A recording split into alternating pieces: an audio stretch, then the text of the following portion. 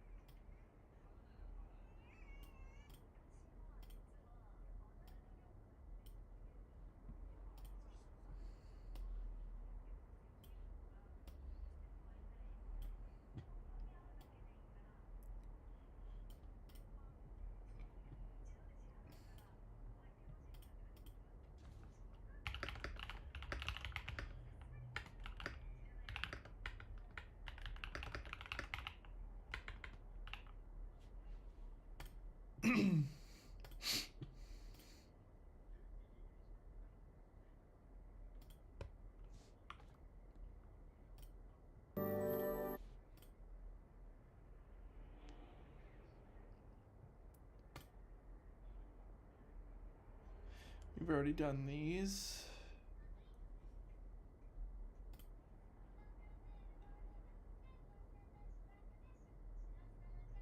This was a really interesting one. I think I just finished this. I remember how. Actually, you know what? Let's just make one. Just to show I can do it. It should be pretty simple. You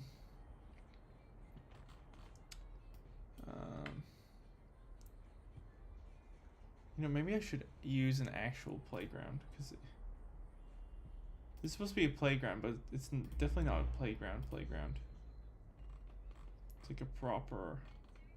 Oh no, you know what? I should use it in the real way that I would use it. So let's just get rid of all this here.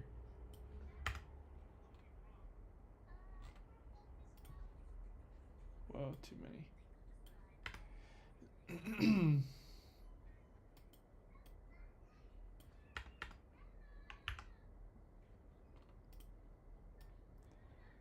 get rid of that. We don't need it. Our body, somebody. Let's just bring this down to the center here.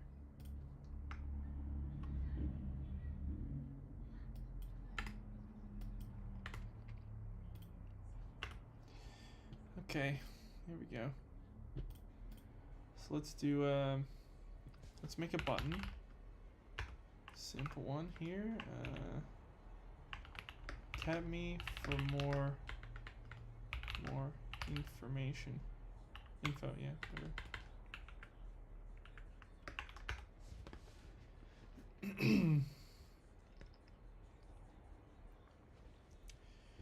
And what it'll do is if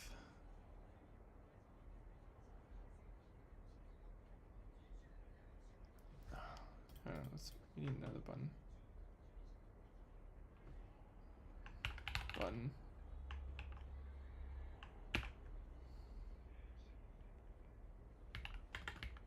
Change message.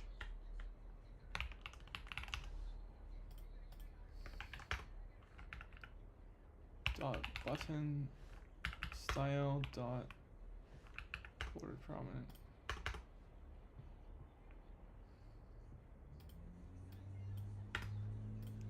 Dot button style dot bordered. Just bordered. There you go.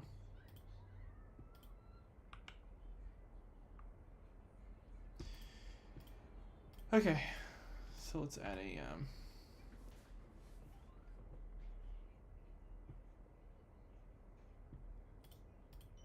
I'm in the mood to create a slightly more complicated one.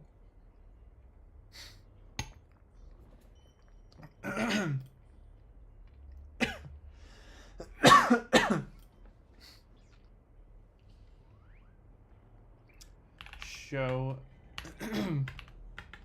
Oh my god, my W button's going crazy. Show. Oh, holy shit. Why is it doing that?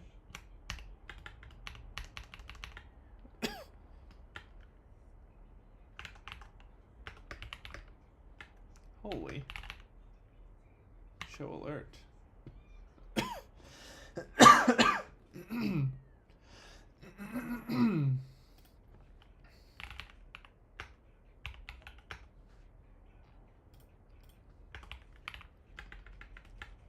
where's the alert go? Is that here?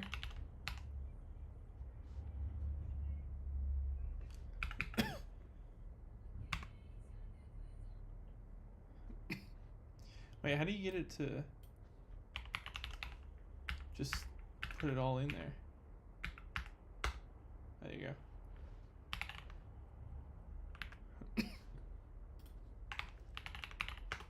Go.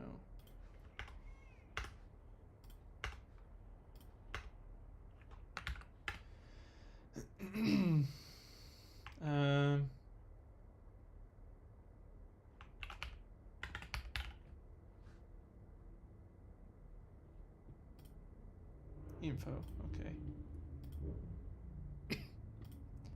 Wait, how do we change the button text? Oh, whatever.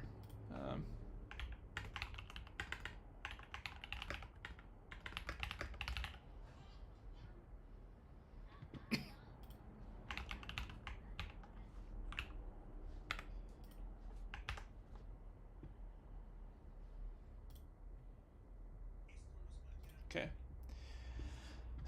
So we have an alert set up.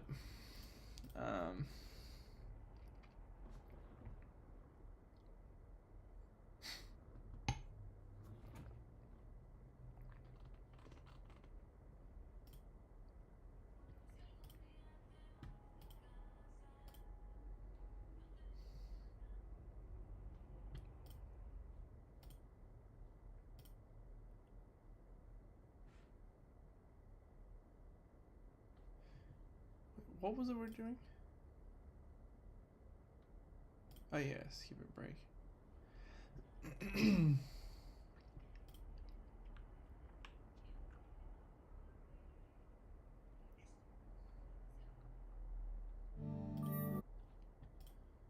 Okay, if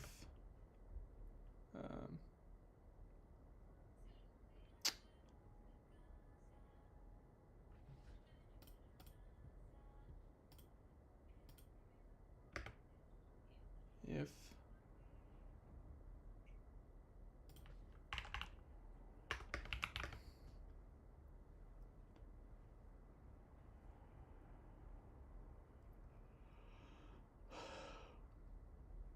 oh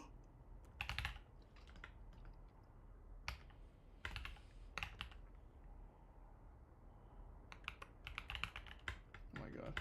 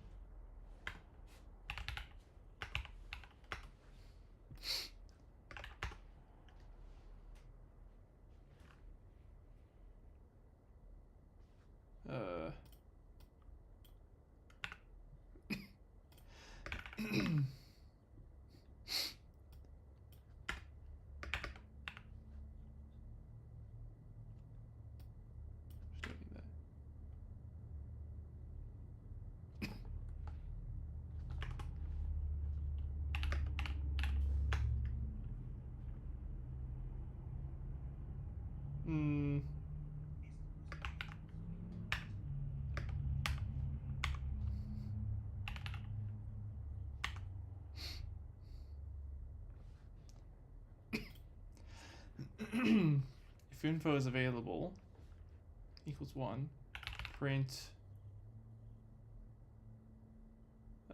no, print I'm a gray alien. Else if info is available equals 2, print I'm a blue alien? No, I'm a I see where it's going with that. I'm a alien. Else if info is available equals 3,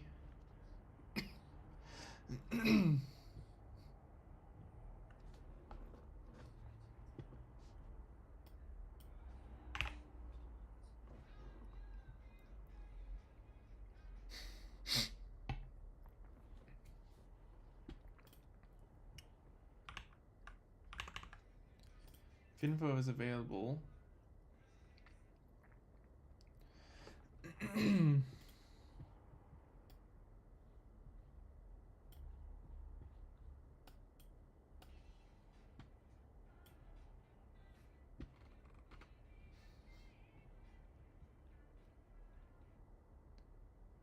Um,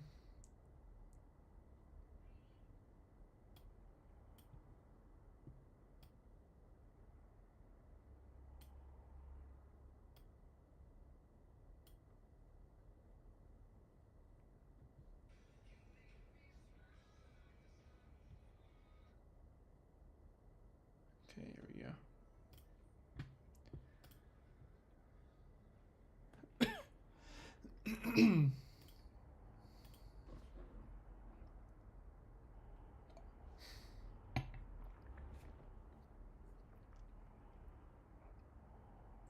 I could put this in a while loop.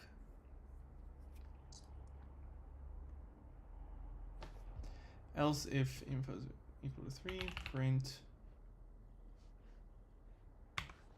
What the hell's that? I'm a manted. There you go. So let's see. Alert, say. Oh yeah, we want it to go into the alert, right? So we're gonna make. Oops! Holy shit.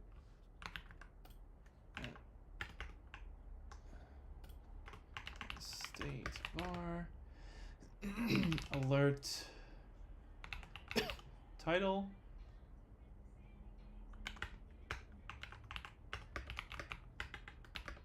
Or alert message. This is gonna be alert title.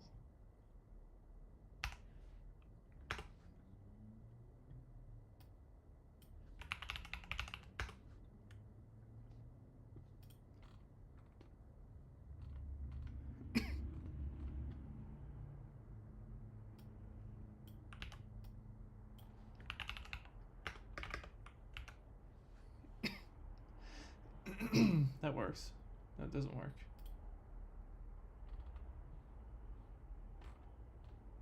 Oh, what's bugged with this?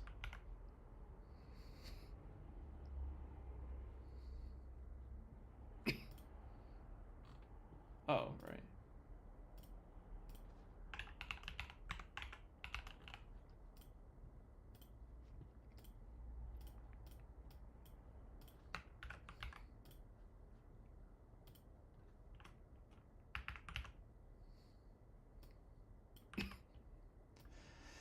There you go. And then I'm a manted.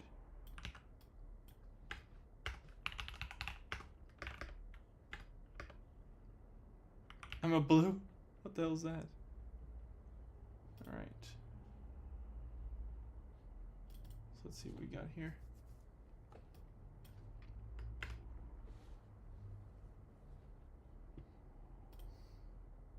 Text, wait, what?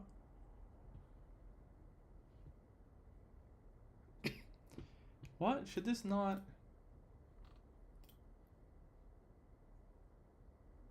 Why does it? What the?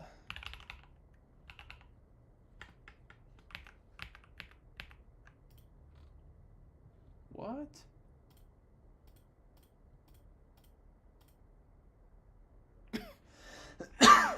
Well, that's weird. Why does it start with?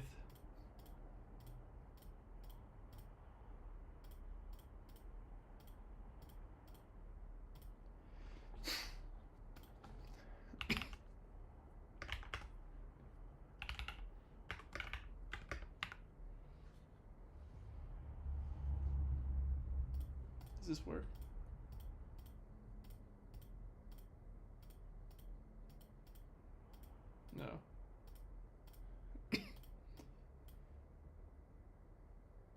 It's not else, it's...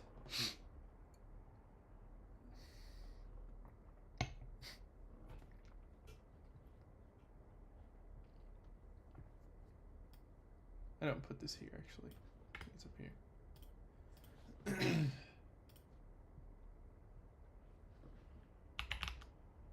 Else.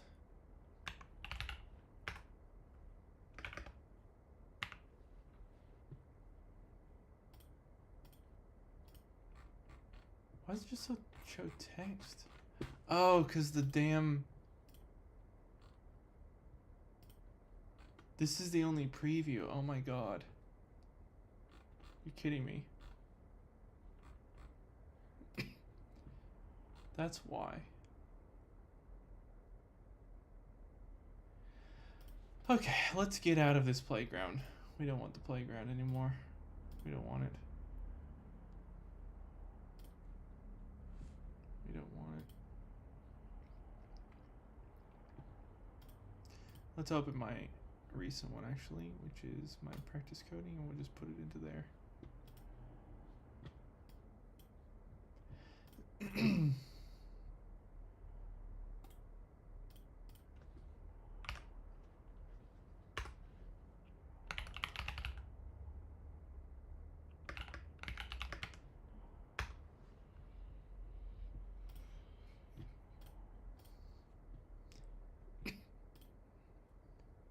Going to go 2, there we go.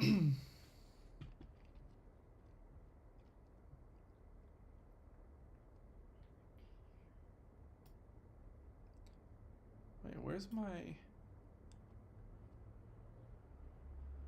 Oh shoot, I lost my controls on OBS, what the hell? Oh, here it is.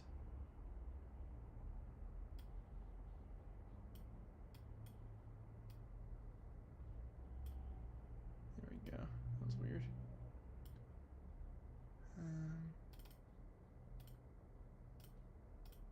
There we go. We're going to close off this hacking with Swift one. We're going to copy everything in there and port it over. Should be fine to just chuck in here.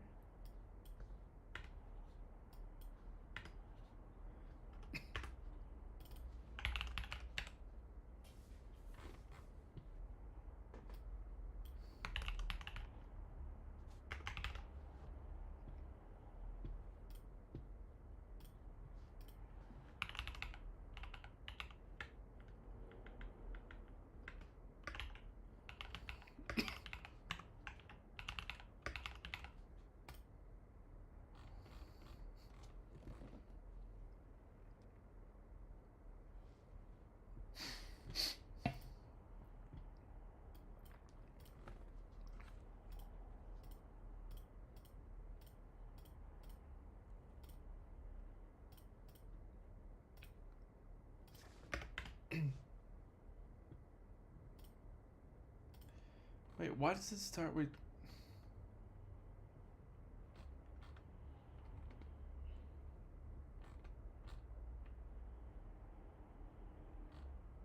Oh. Right, let's get this out of here. And let's just set this to...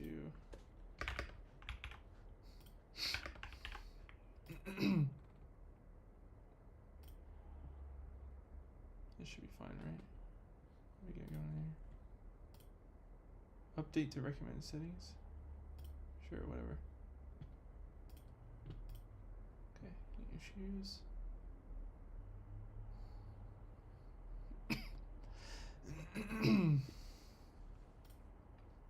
What? It starts with that?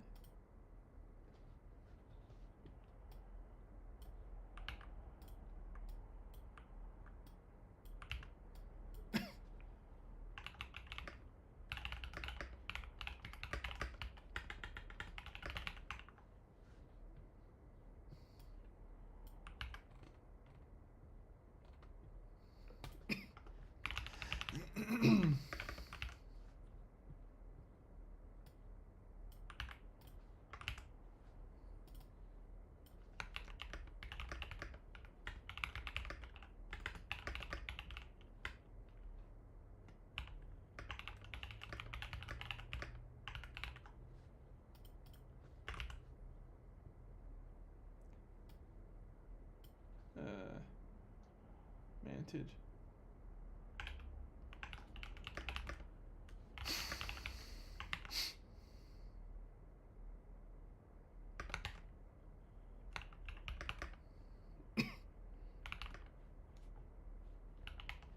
Nah.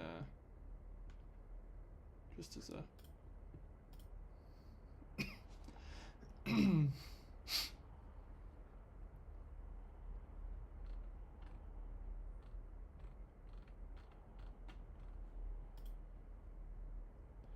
That's fine.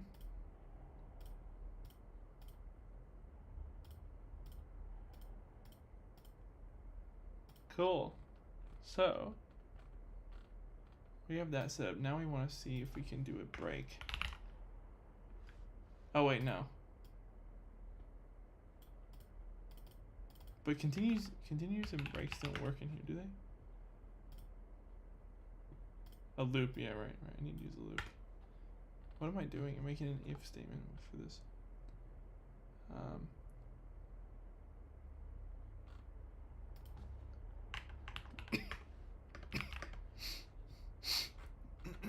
Forget the alert thing.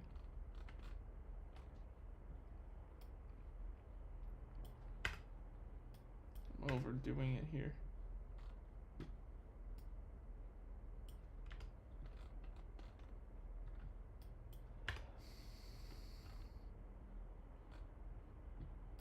Don't even need that. But I want the grays info.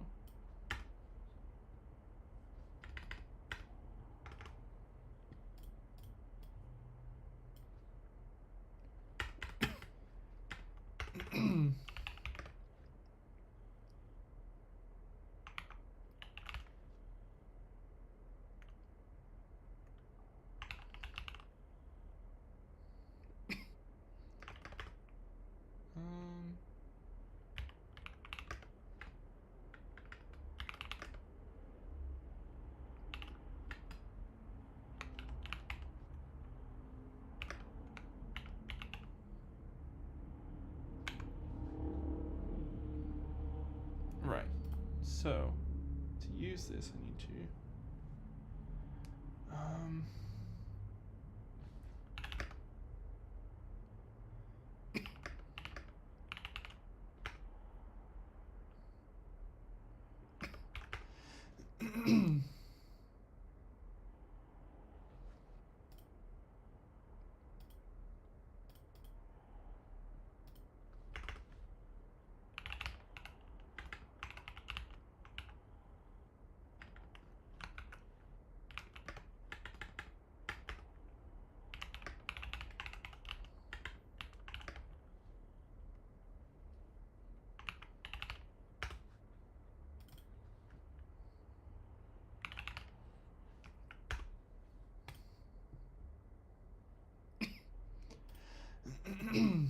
oh really?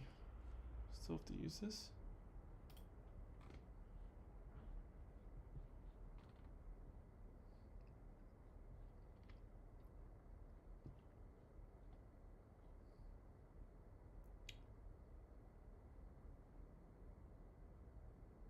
Wait, it's better with a for each for I and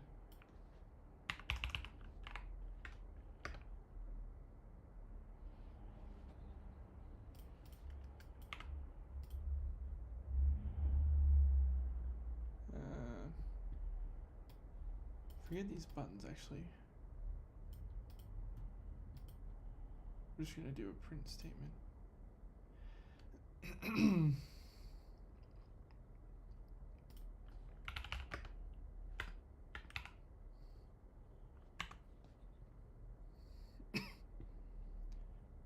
Print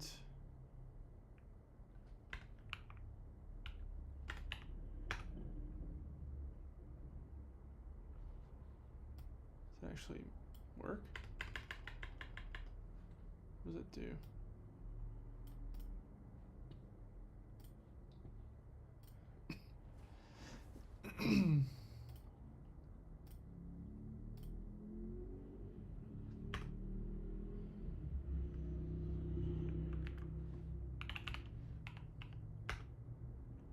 Huh?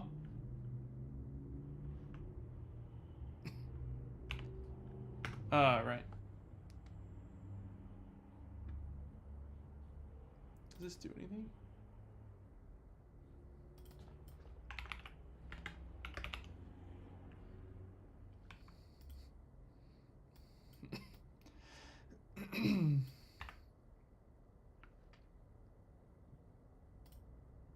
Great.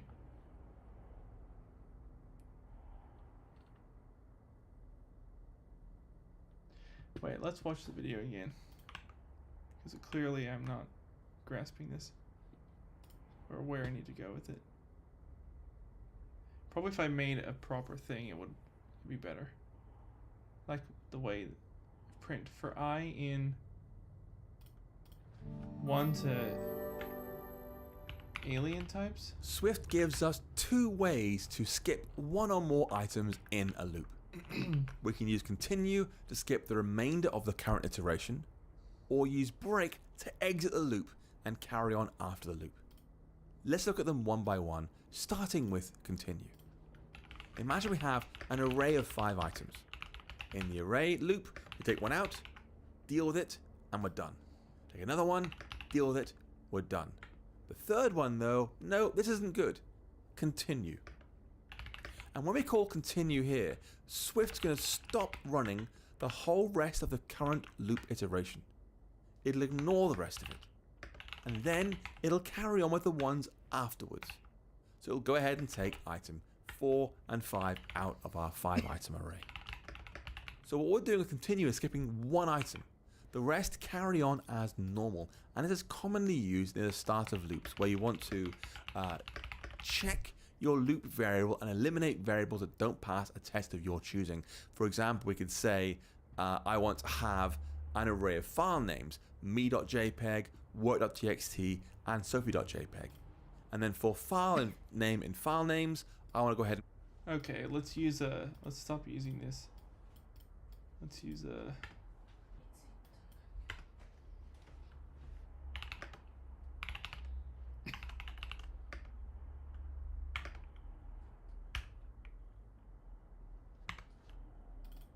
gray,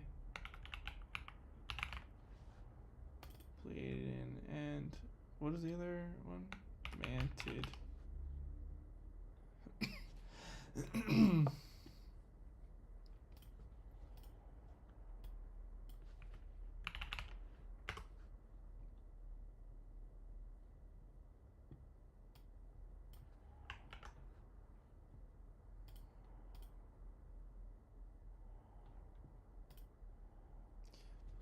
Still shows gray.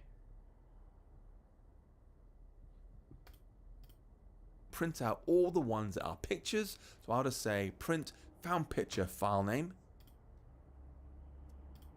But I know actually if I don't end with .jpg Dot. Is that what I need to do? No. I don't think it's in here.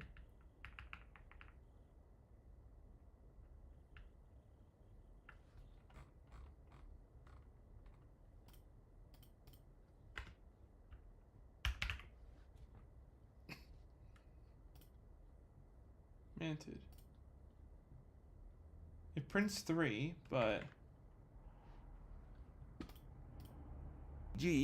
it's not a picture that I care about, so I'll just skip that loop iteration. So we can say if file name has suffix .jpg is false, continue.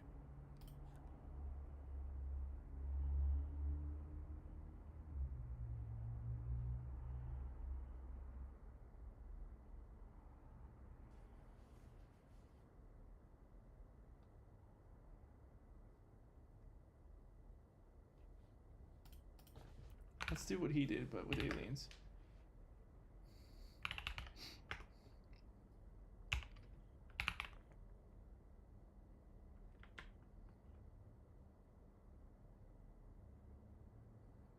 Oh, wait, I'm doing it.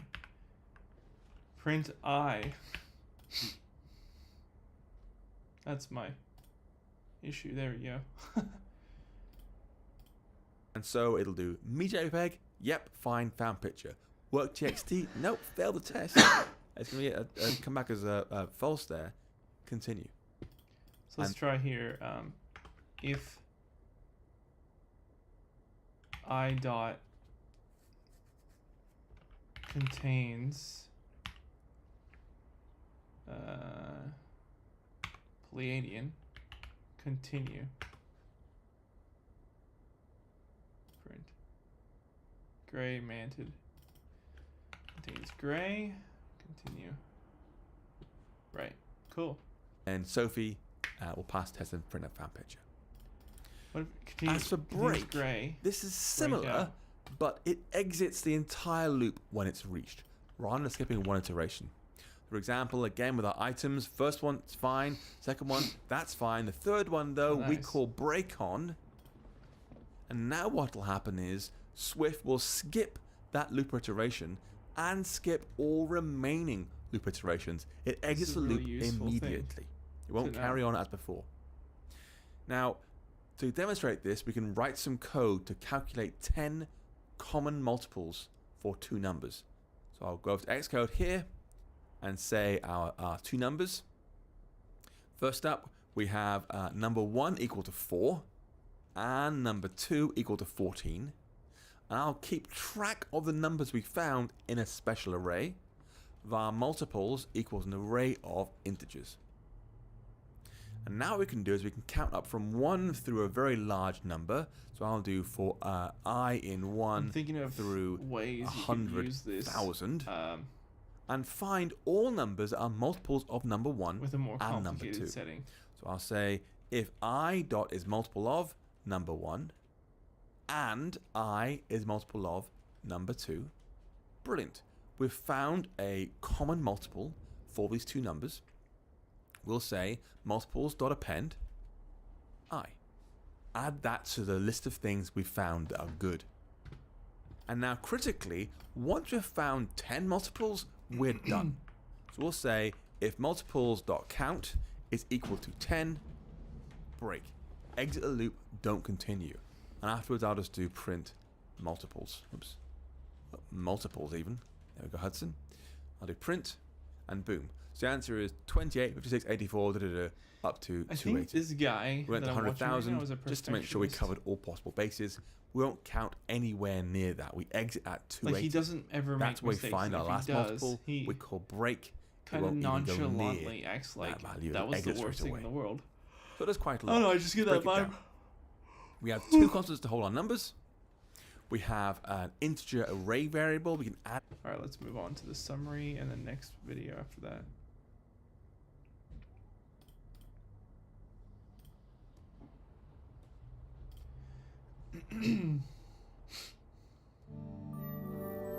Let's see here. So we've covered lots about conditions and loops in previous videos. So let's pause for a moment and recap what we've covered. First up, we can use if, else, and else if to check conditions. You can pass any condition you want, as long as ultimately it boils down to a single Boolean, true or false. It might be a simple if. It might be an if and an else. Or an if and an else if, and an else if, else if, else if, and then an else. It's down to you. Very flexible. If you want to, you can combine conditions using pipe gray and ampersand for and. Why not try that? Or means if either one of my two separate conditions are true, the whole thing is true. And means if both of them are true, the whole thing is true. But if either one or both are false, then it's false. What's consume? You might find if you have lots of conditions, using switch works out better. Not least because Swift will make sure your check is exhaustive. This might mean adding a default case to handle things like strings, integers, where there are too many cases to check reasonably. If one of your switch cases wants to, they can use fall through to go through to the next case, but it's really, really not used commonly. We have the ternary conditional operator, which checks WTF. What's your condition? What to do when it's true, and what to do when it's false. WTF. It is, Don't want to I print know, demented. hard to read at Pull out. first, but trust me, it's very, very Early. commonly used in SwiftUI. We have for loops, which are great for looping over finite sets of data. It could be an array, a dictionary, a set, a range, or something else. You can assign items from your array or whatever you want to a loop variable to use inside the loop body. But if you don't want it, you can use an underscore instead to mean ignore the loop variable here. We have while loops, which are fantastic for running until a condition is false. Give it any condition you want, and it'll keep on going again and again and again, indefinitely, potentially forever, until you're done. And if you want to, with both for and while, you can skip loop items by using continue or break. Continue means do it with a skip for the rest each? of the remaining iteration and go on to the next one and carry on as normal. Break means skip the rest of the remainder and exit the whole loop, carry on after there. That's another huge chunk of code learned, and honestly, with conditions and loops behind you, you can really start to write some useful Swift programs. That's not right.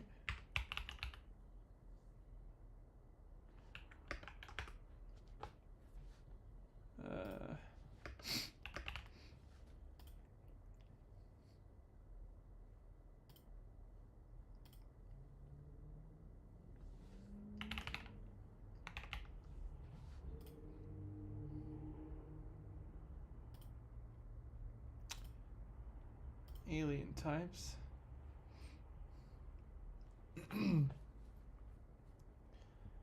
For each alien types, ID, self. Oh, I don't need that, right? Is it like this? No, it's not right. Is it? No. Alien type in print alien type.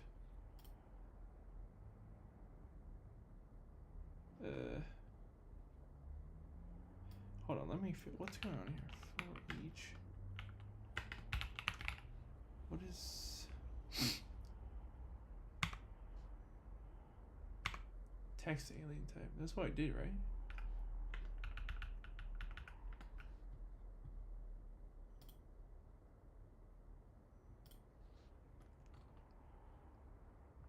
Oh wait, it's in a button, that's why. Whoops. I'm stupid. There you go. That's why I had a problem there.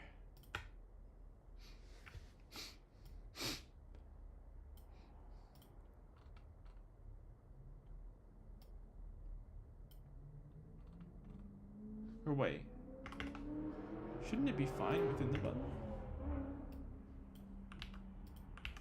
As well? Or no? Maybe it's not.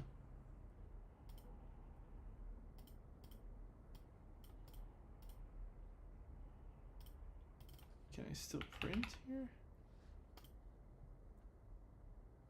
No, that's okay. You can't do that.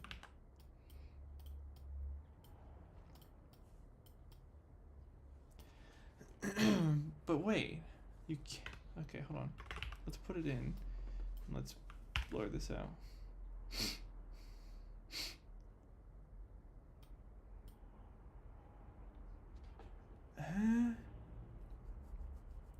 This is interesting. I want to check this out real quick. Gemini. Can you use /book for each loops inside buttons? Or is that just doable for loops?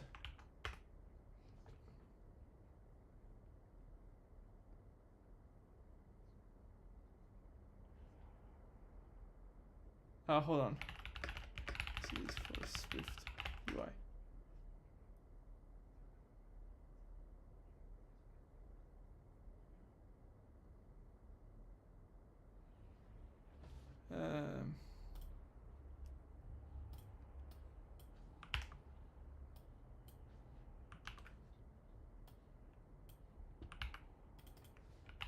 I can do this, and it works flawlessly.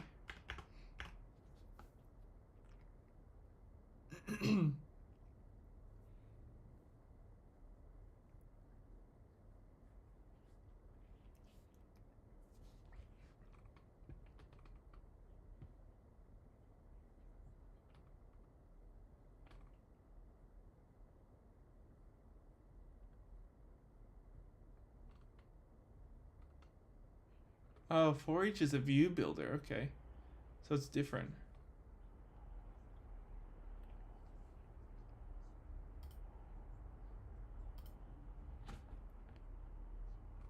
Use a for each. So can you use a for each within a button then? Now I'm confused. What's it saying? Yes. Button.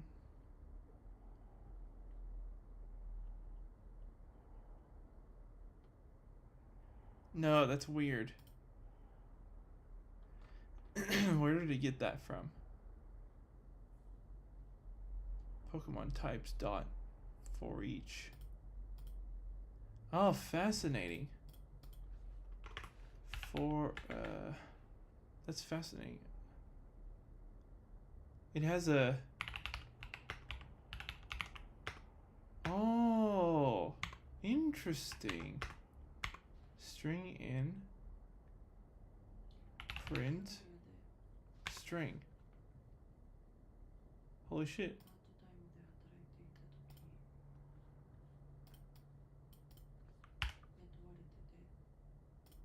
So that's how it works. That's awesome. My god, I didn't know that existed. See? Doing research is awesome. Love this.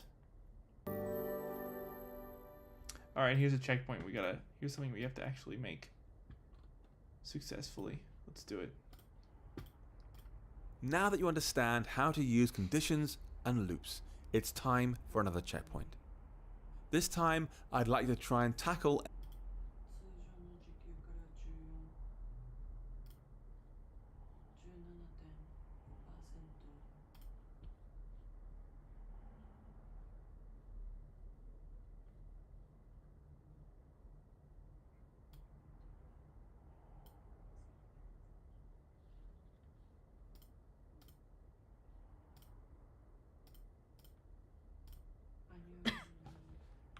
Alright. Checkpoint 3. Let's do this.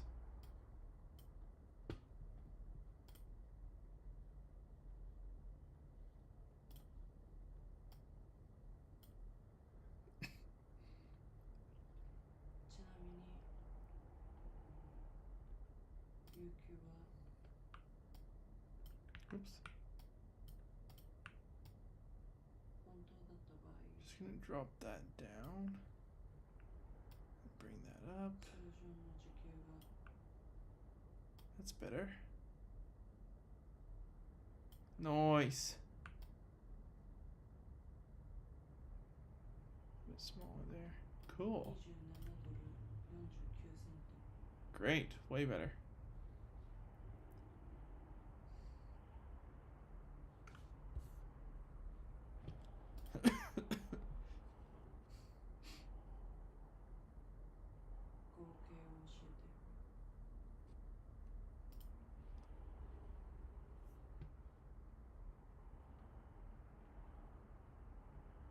Right, here we go.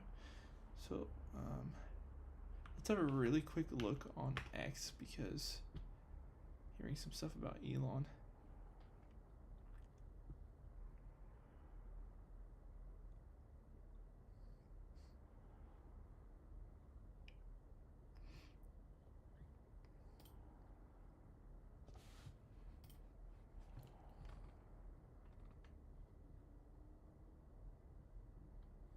The heck?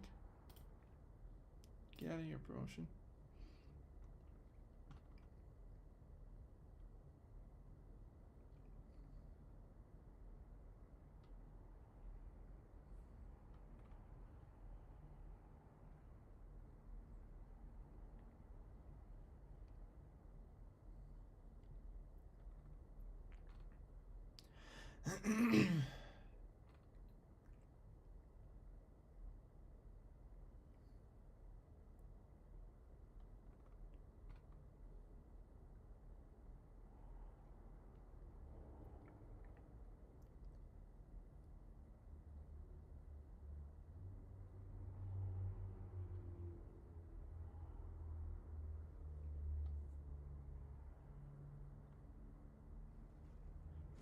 What?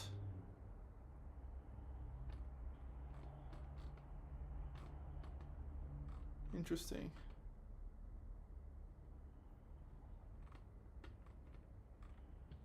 Alright, let's get out of here. No distractions from A checkpoint classic 3. computer science problem. It's not hard to understand, but it might take you a while to solve depending on your prior no. experience. Please don't be math related. The problem is called FizzBuzz, and it's been used in job interviews and university entrance tests and more for as long as I can remember. It goes like this. You need to create a playground where you loop from 1 through 100. And for each number in your... Alright, let's break this down. Let's start straight away. 4, 1, 100.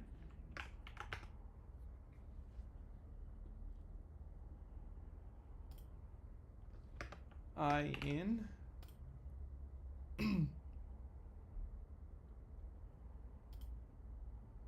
Oh wait, how do I do this again? 4 I in. Yeah, that's right.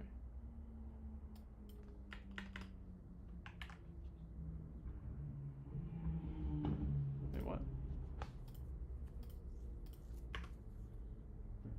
Oh, it's not a... Ah, wait, what? You can't use it within... Let's just put it in a button then. Click me.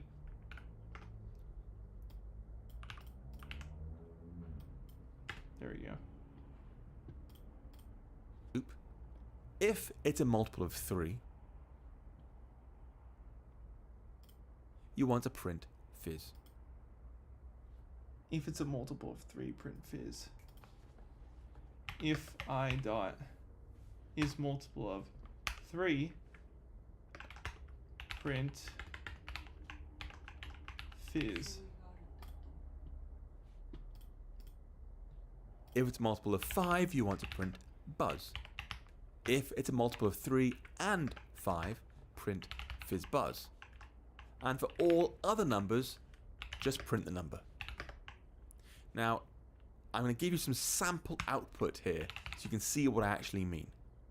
So if we pass 1 in for our loop, it should print 1. It's not a multiple of 3 or 5. Otherwise, just print the number. Else.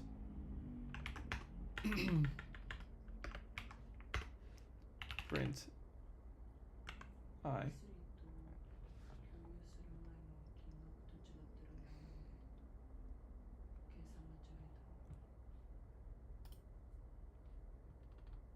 Oh yeah. Cool. We did it.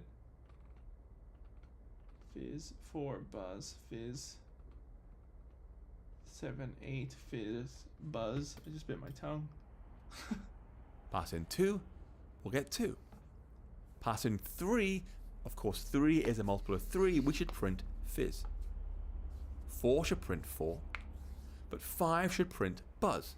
It's a multiple of 5. Then we have 6, which will print fizz. 7 will print 7. Then we'll skip a few. 15 should print fizz buzz. That's a multiple of 3 and 5. Wait, it doesn't do that.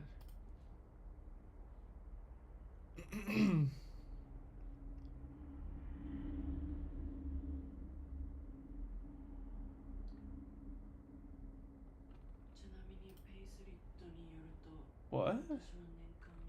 Oh yeah, we don't have fizz buzz in here, I just realized.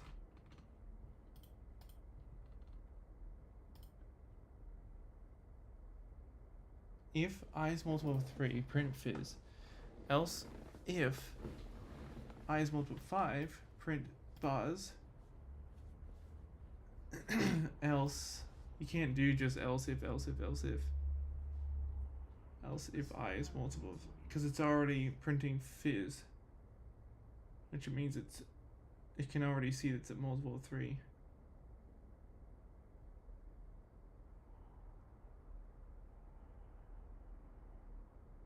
Which means we need to put the most unlikely thing first.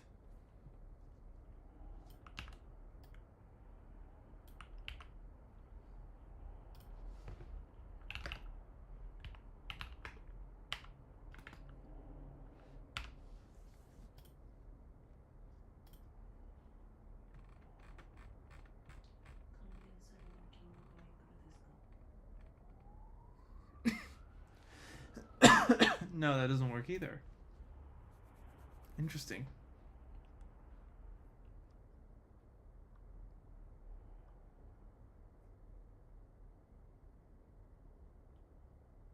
Wait. If I is a multiple of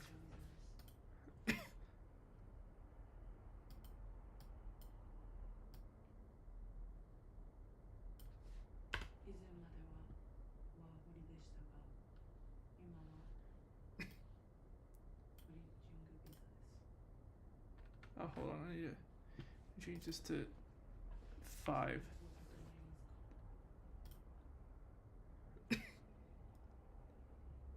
Else if I dot is multiple of 3,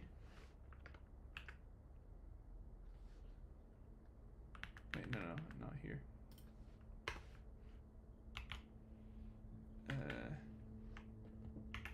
Else if I dot is multiple of 3, print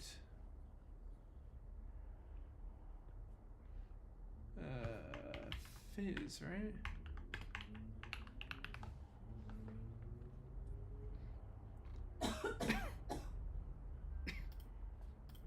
What? How'd this happen?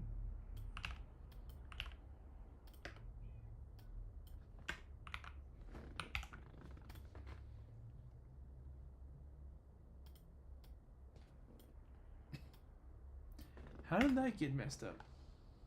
The hell?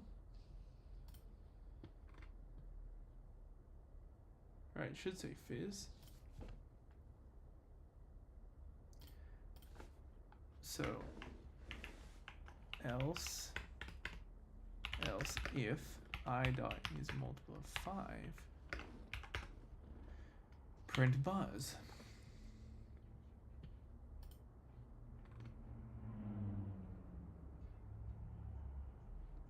Let's go to 15 then.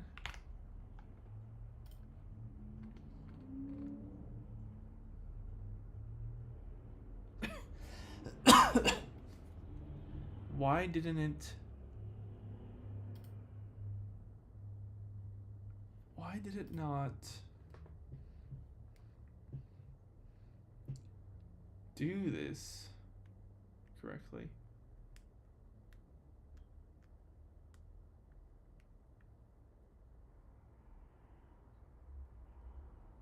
If I is multiple of print fizz, else if I is multiple of 3, print.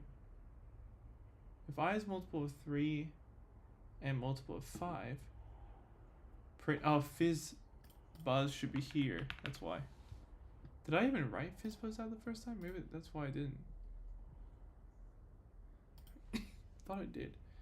Okay, there we go. Alright, so if we go to 100 now, print. We have some fizz buzzes in there, nice. Fizzes, buzzes, and fizz buzzes. Cool, we did it. That's awesome. We'll skip some more. And finally, 100 should print buzz. So it goes up to and including the last number. Now, before you start, this problem seems extremely simple, but many developers struggle to solve it. I've seen it happen personally, and I want you to not stress about it, right? Just trying to solve the problem already teaches you about it. You know everything you need to solve this thing already with conditions and loops. But if you'd like some hints, I'll give you some in a moment. Again, please go ahead and try solving the playground yourself. Even if you don't manage, you will learn along the way. Still here? Okay. Let's talk. Hold on.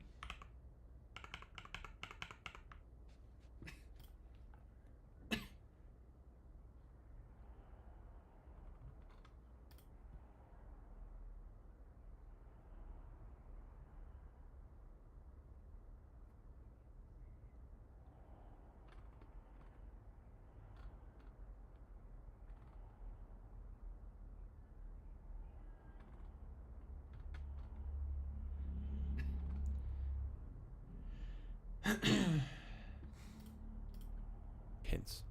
I did it correctly. First up, you can check whether one number is a multiple of another using is multiple of. Right. So you might say I dot use is that. multiple of 3.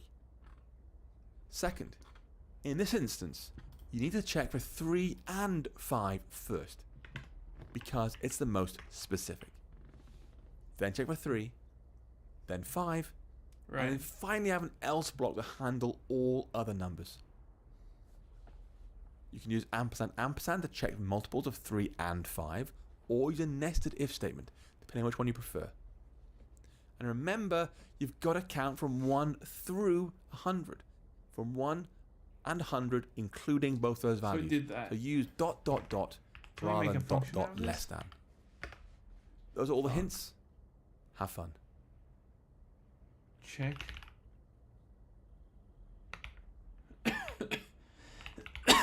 Multiple.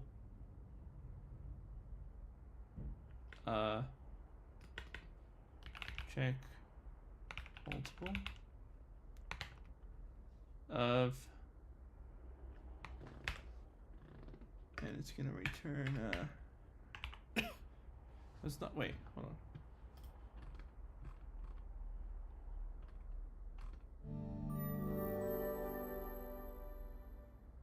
When you've written some code you really like and plan to use again and again and again,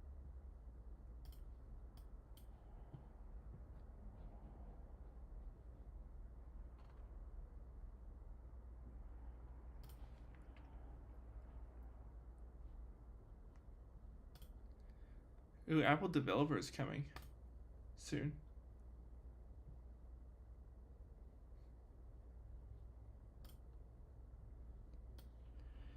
Apple Developer Conference is coming.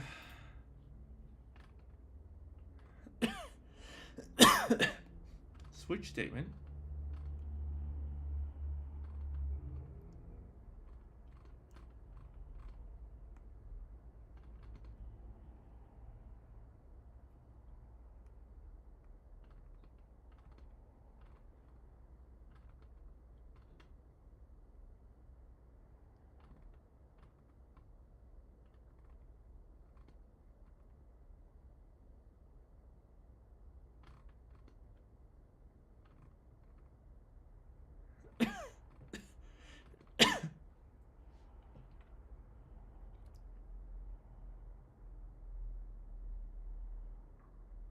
Ah. Okay, let's put it in a switch statement and see what that's like. Switch is, I don't know.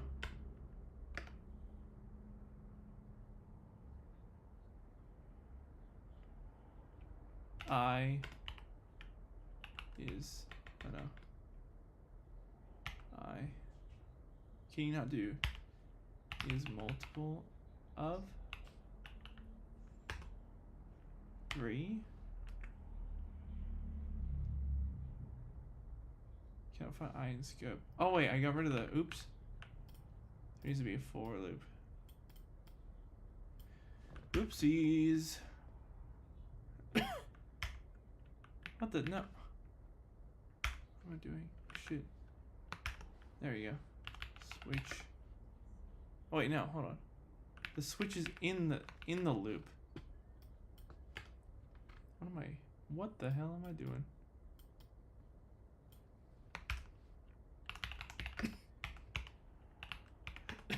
Three and I dot is multiple 5. Let's get rid of these.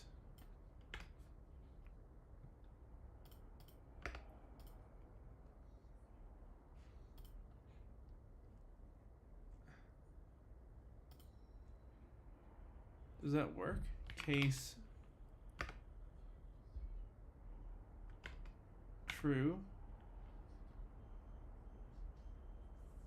Print fizzbuzz. Case false. Why is that? Why is that weird? Case true. Case false. Oh. Is that right? Oh, interesting. Case false true. Print. Wait, whoa. Print. Buzz.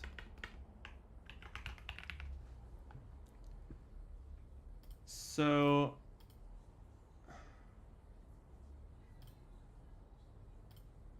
wait, no, that's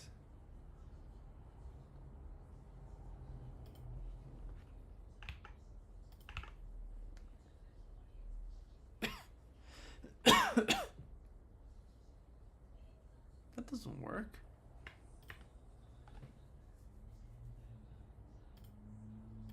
I'm gonna copy this code and see if it works. I don't think it does. Wait, it does work. Okay, hold on, I'm gonna.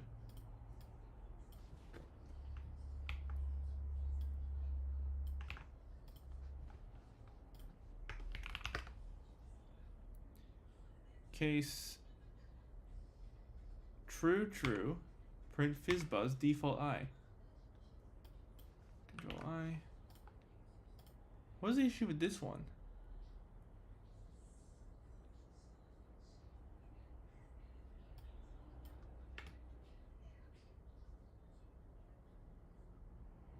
Case true, false.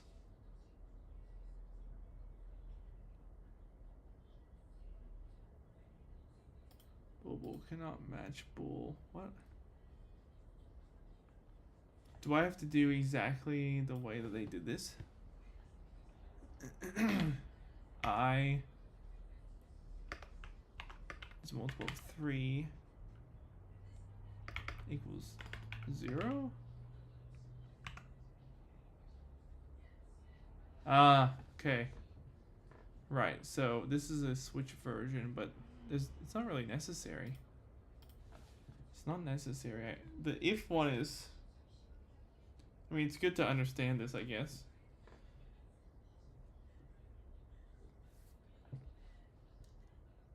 Why is it equal 0 here?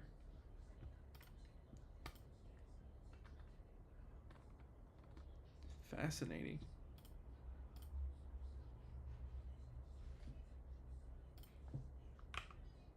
Oh, cool. Someone still studies this. Very, very good.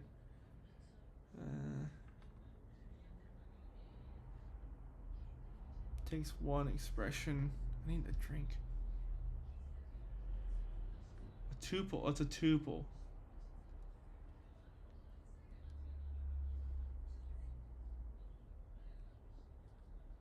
Both values in tuple can be true or false. Full tuple has 4 different values. Interesting.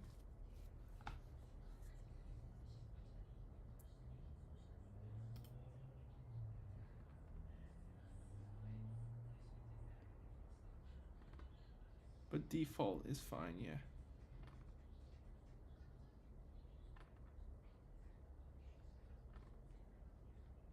Right.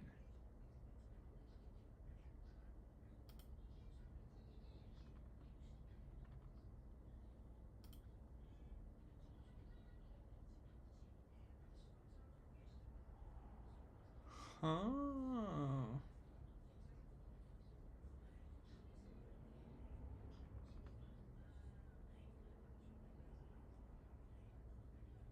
What the?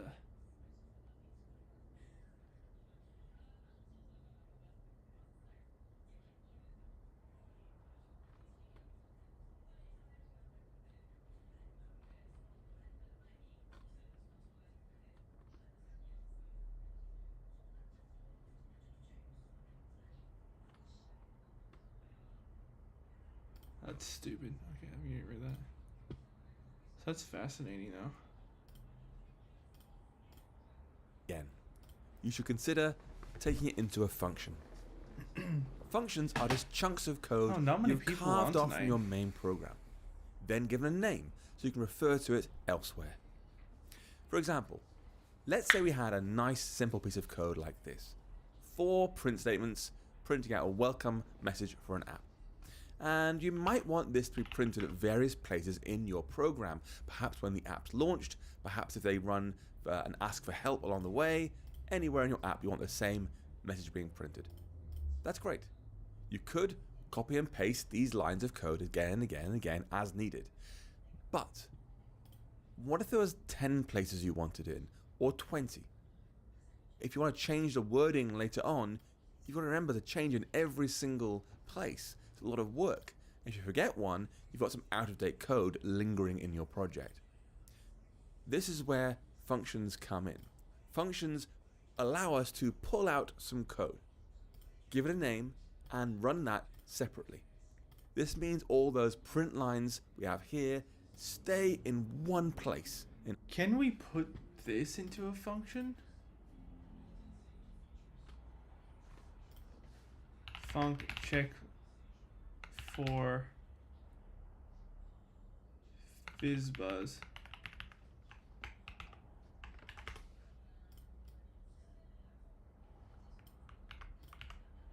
Can that go there like that? Yeah, I guess it can. That's cool. Check for fizzbuzz. Do it. Let's see. Oh, it's gonna be identical. So plus you did it.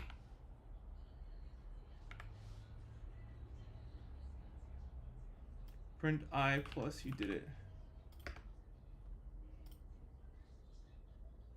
Wait, what? I'll type int. Oops. Right. Print.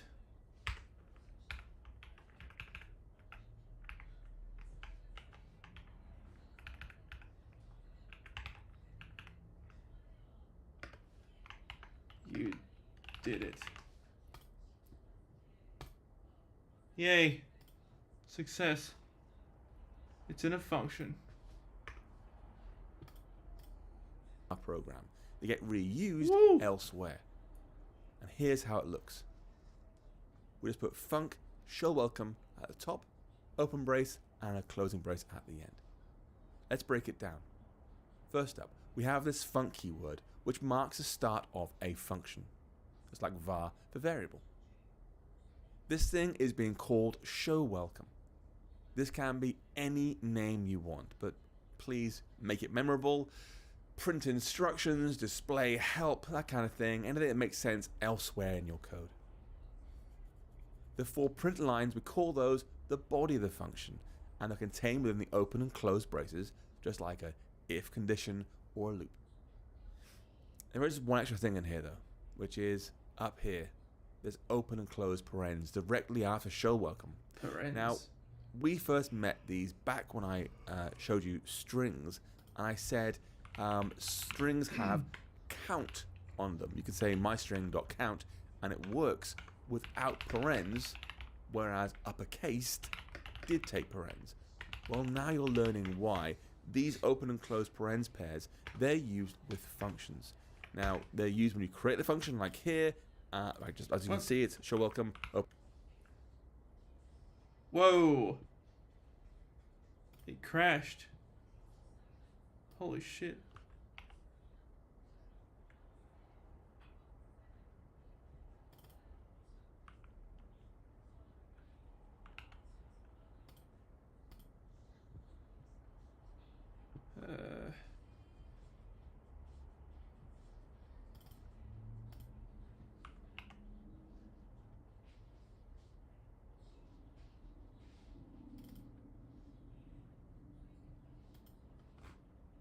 Holy.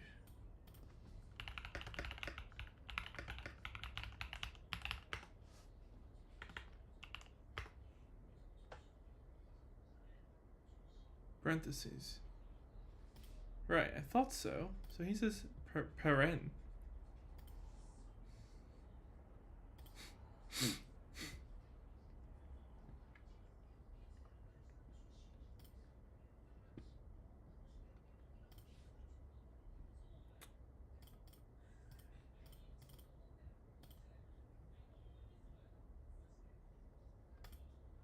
For our functions.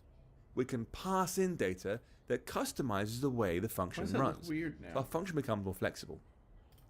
As an example, we already use code like this. Let number equals 139. If number is multiple of 2, print even, else print odd. And that is multiple of 2. That function belongs to integers, but it wouldn't make sense without the of 2 part, customizing the way it behaves. Otherwise, it'd be like, it's multiple of. It's multiple just by itself. And like, it's multiple of what? 3, 5, 10, anything? It'd be useless. Now, Apple could have made this call something like is odd or is even, so it would never even had configuration options. But by doing this, it's more powerful. We can do it's multiple of 2, it's multiple of 3, 4, 5, 50, or any other integer number. Similarly, when we were rolling virtual dice earlier, we used code like this. Let roll equals int.randomin 1 through 20. Now, again, random is a function being called here, and the in 1 through 20 is the option, the configuration option being passed in. So we have a control over the range of our random number. Without that, you have line 2, int.random, which doesn't work, by the way. That, like, random in what range? How high will it be? Will it be negative? You have no idea. And this is where these configuration options become useful. So we can make our own functions that are open to configuration, all by putting extra code in between the parentheses when we create the function. And so, for example, we could make a function that takes a single integer, like 8, and then prints the multiplication timetables for that from 1 through 12.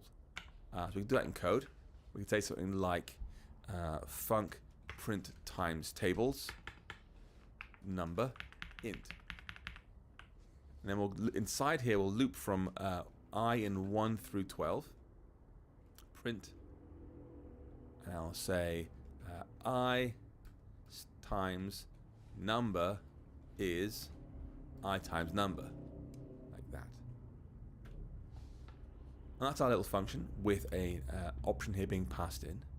And down here I'll call it by saying print times table number of 5. Let's give that a try. Boom. There's all our output. Very nice. Now notice how I've placed this number int part inside the parentheses. That's called a parameter. So you can select and it's your our stuff customization point. yes. What kind of value should be passed into here?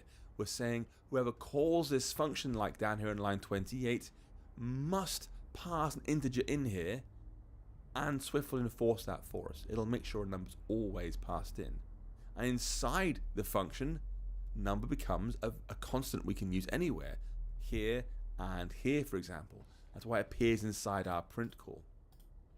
As you can see, when we call print times table, we have to explicitly say number is 5. And that means writing out the parameter name as it was used inside the function definition at the call side. This is not common in other languages. Wait, this one doesn't work right here?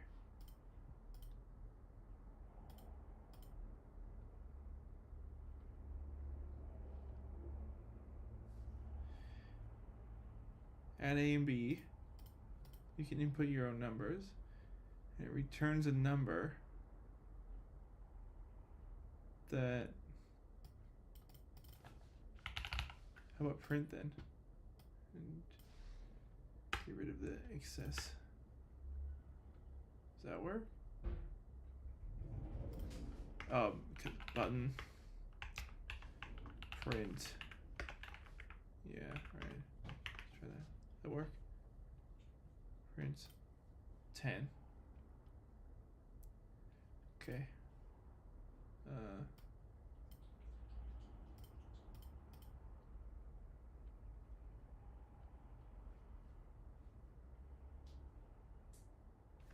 Why does text not work?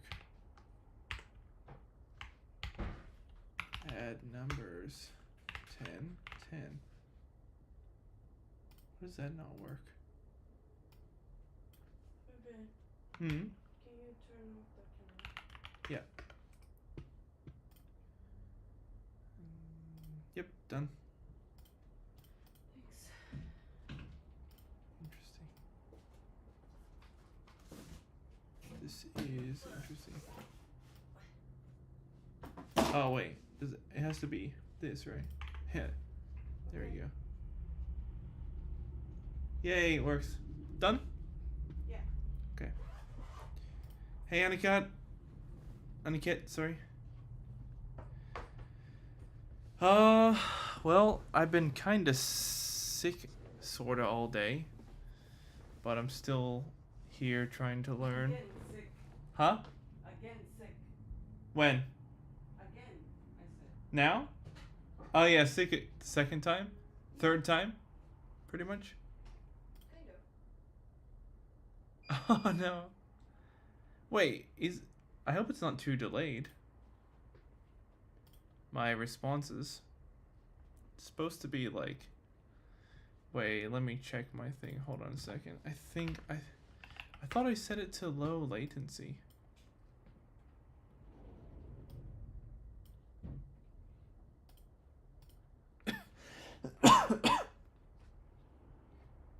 Did I not? Check real quick if it's still there. I think it's. What time is it for you again? Right now? Oh, yeah, it is low latency. It should be faster.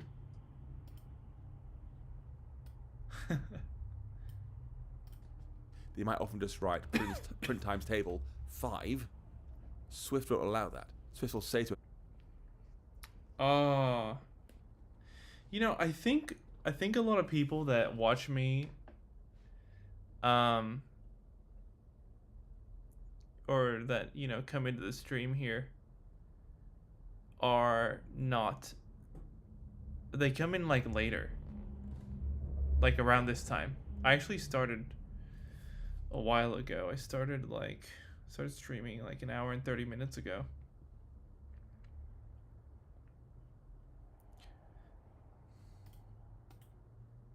Whoa, so much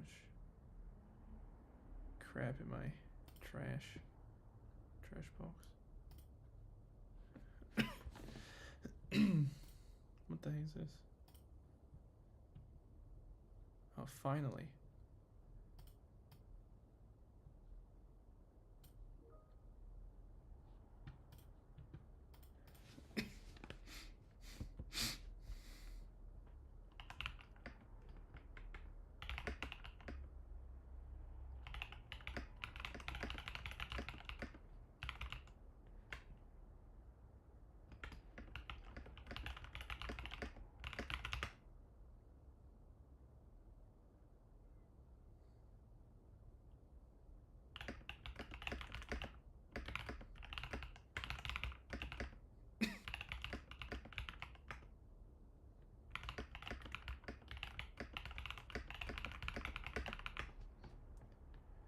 React punched me good. I decided to make the to-do web on my own. It did not end well. Oh yeah, I was wondering how that went actually. It's good that you tried it, at least. Really good. Wait, so the app was for the web, or it was for like it's a website type to-do list, or is it an app?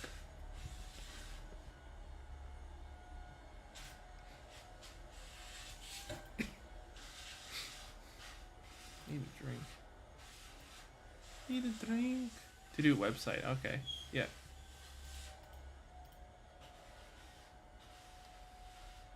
Doing web development right now. Oh, okay.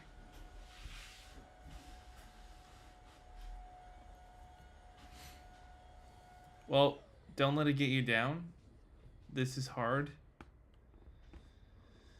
It's literally learning a language, so definitely keep trying.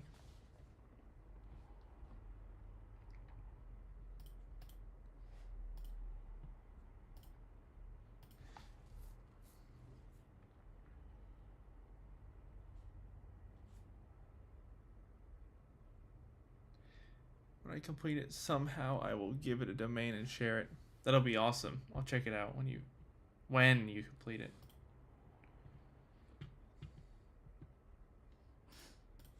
It's very clearly, whoops, you're missing number in here.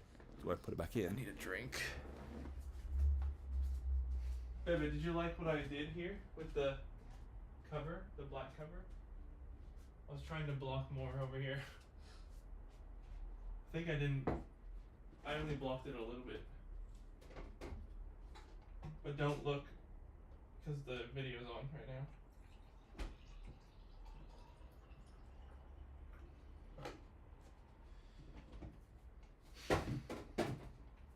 Almost Guild Wars time. Oh, shoot. Jeez. Tea buff. Look at this. It's Mugicha, which is like barley tea. Yeah, there you go. It'll be happy again. And this naming of parameters becomes even more important when you have multiple parameters. For example, if you wanted to customize in print times table how high our times tables were printed, we might make the end of the range be customizable. We might say something like print times table number int end int.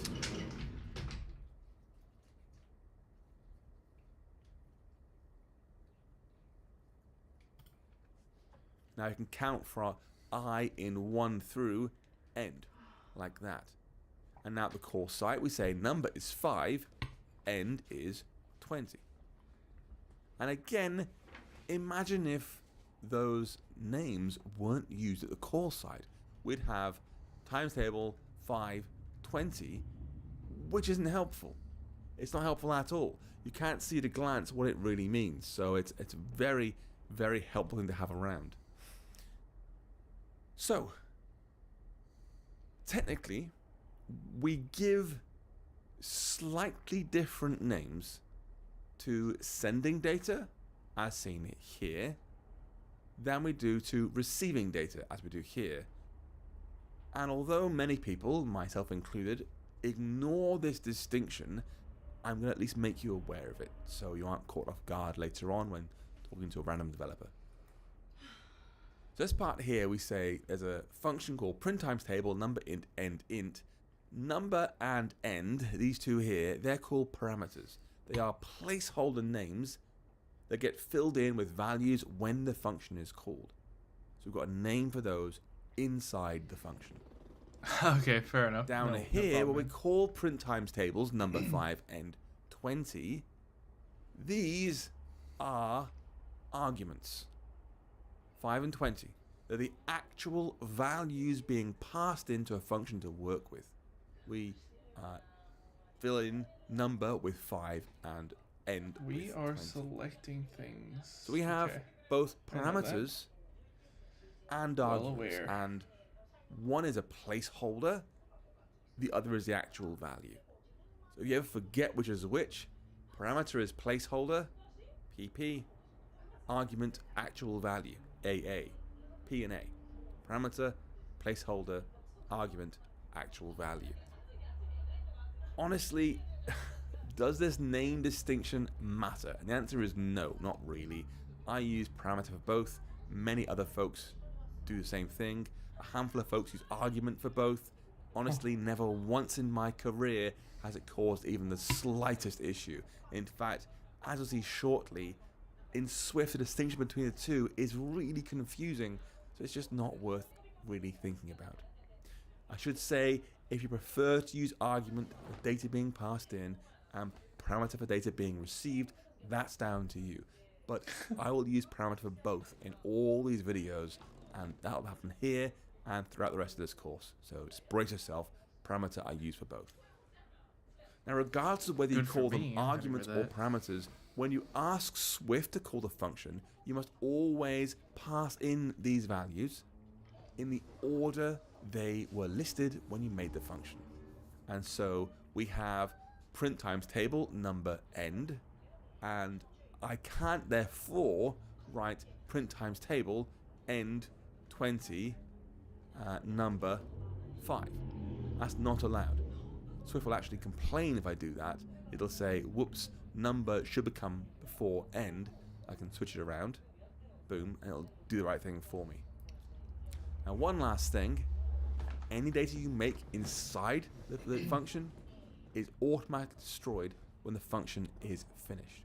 So you can put any code you want here to create values locally, and it'll all be destroyed when the function finally finishes.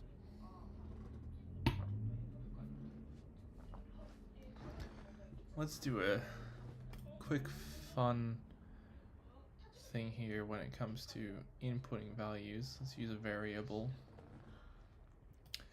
So let's add a state var number type int. Then let us get rid of the button. Just leave the text there, and we'll get rid of this. Leave it plain. Oh, 0. Get rid of that.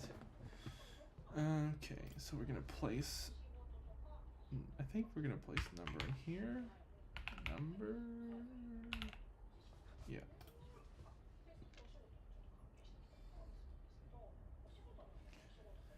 Right, so it's got a 0 and it's very small, so let's get it bigger. There we go.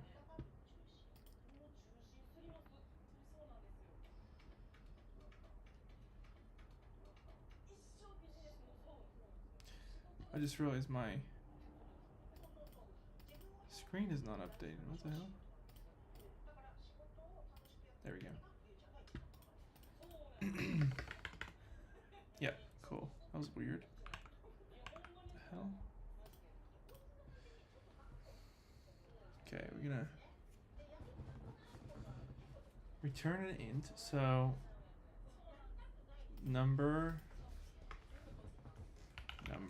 equals add numbers 10 10. So how do we get this to work?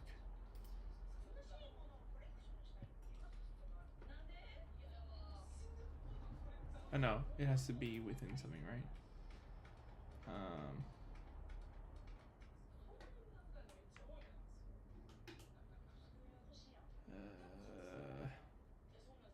Forget now.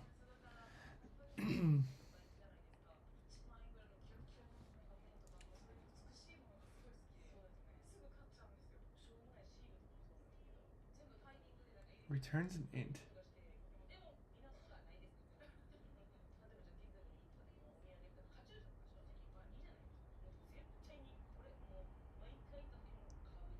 Returns a plus b, which is an int, which should therefore be fine to be placed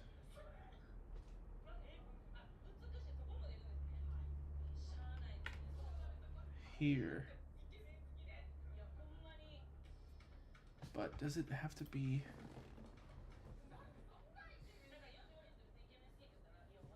I thought you can just change.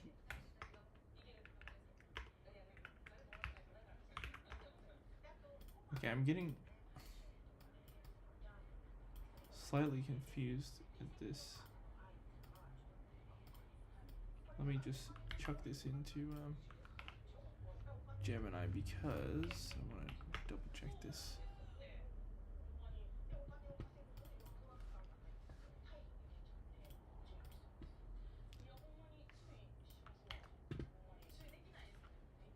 Can you not change variables like this?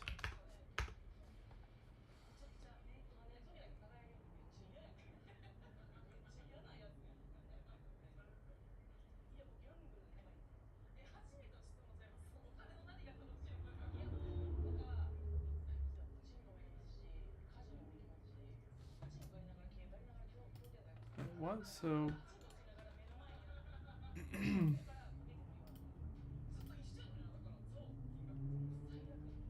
oh, can I do this? No. I'd have to do it within a right. An action has to occur.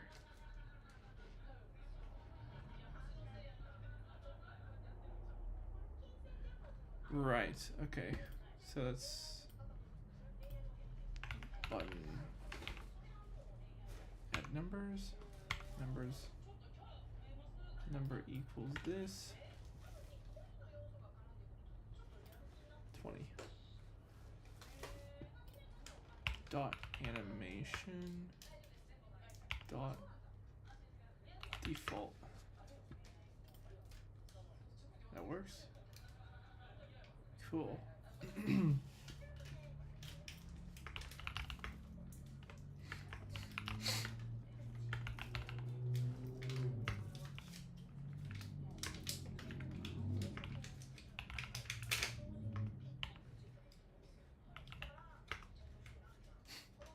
There we go.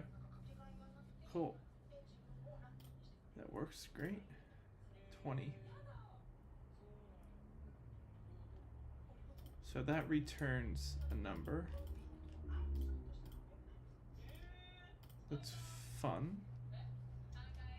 If you don't return a number, if you don't want to return one, you can A plus B.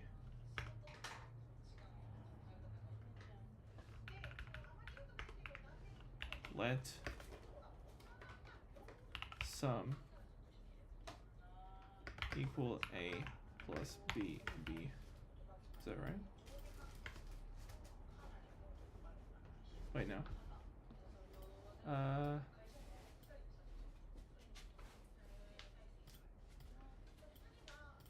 no.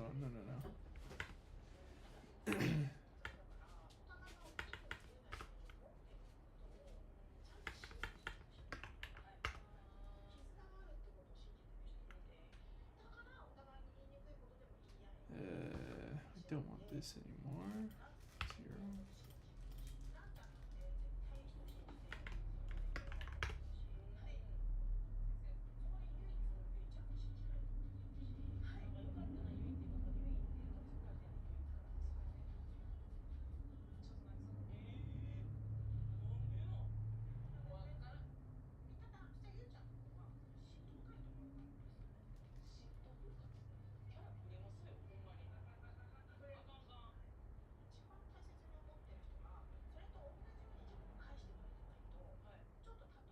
How would you just add?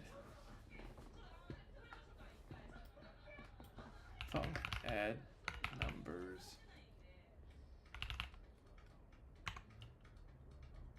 Number plus equals 1. No. Number. Oh wait, no. I want to put in A type int, B type int.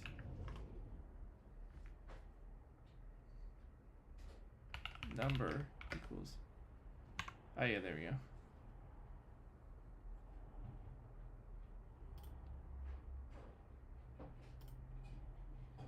So I could put that in here. That's a more simple one. 20 and 30, 50, because it prints that. It's fun. But if we want to get more complicated and not simple, but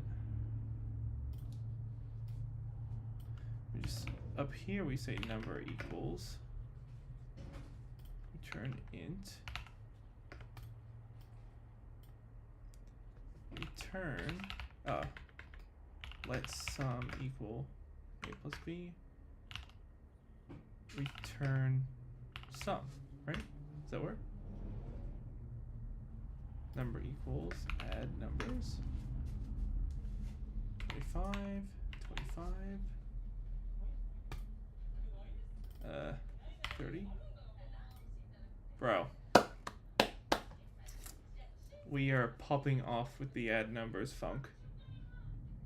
I don't know, this is one of the things I always struggled with, understanding the way the functions work. I don't know why. Just something seemed complicated in my head about it.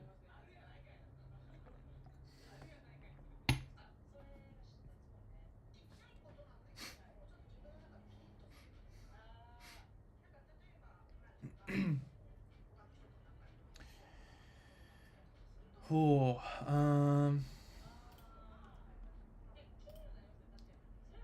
5. Let's do a string return. Func, uh,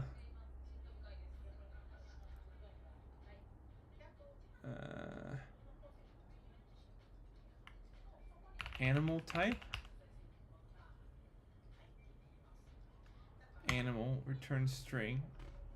Var type. What is this? Just want to look at it here. Number of animal. No. Animal type. Animal dog. That's weird. Okay. You can choose your animal here. Animal type.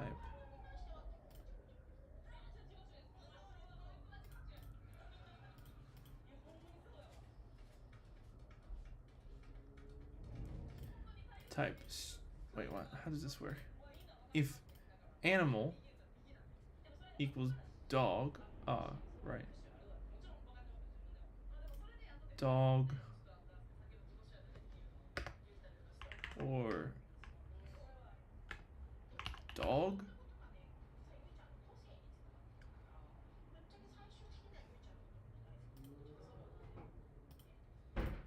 What? Whatever. What if it's capital dog?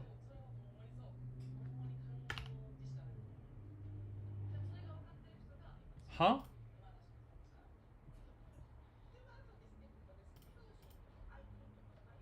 Wait, what is happening here? If animals type dog, type equals, so we're returning the type. If type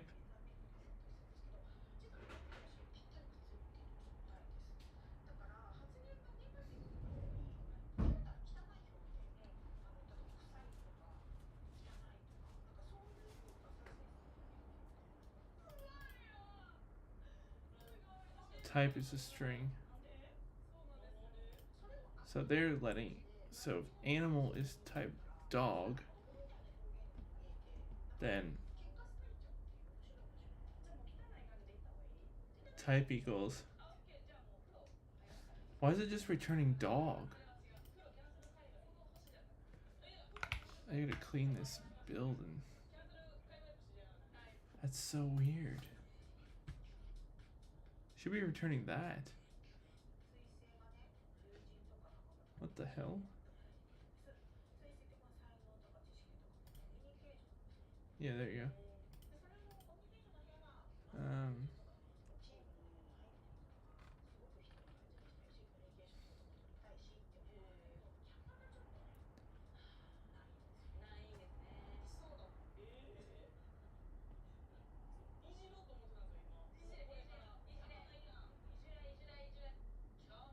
Okay, quick fun thing here. Let's add a text field.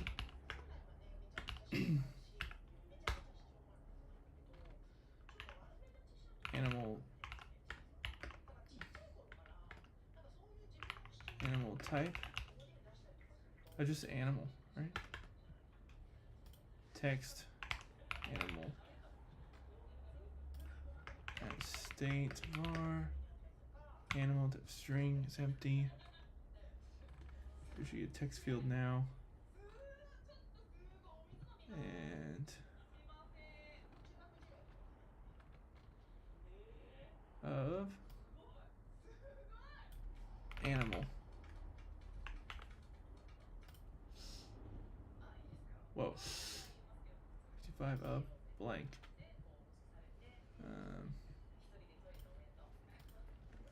dog, cat. Um,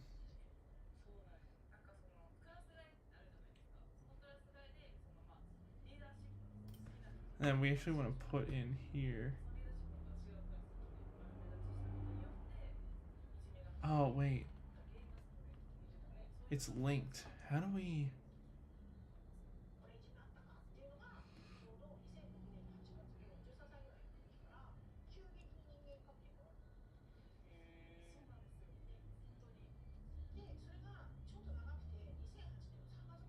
Nah, actually.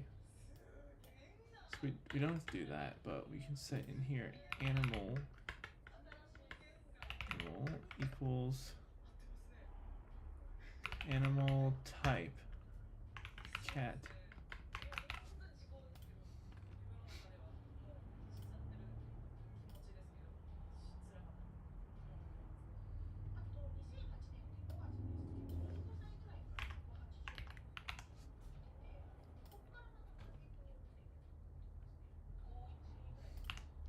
Hmm. 55 cats.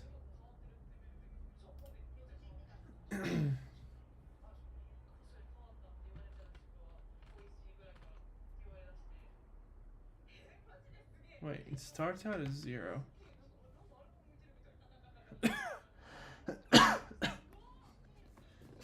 start at 0. Oh, yeah.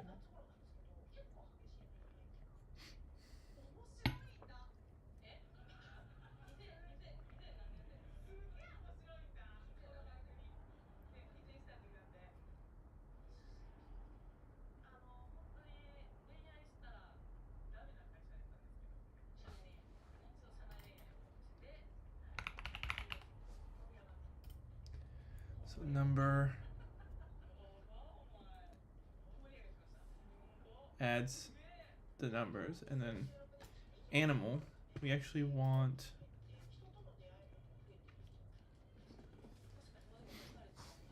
right, it returns a string, that's what we need.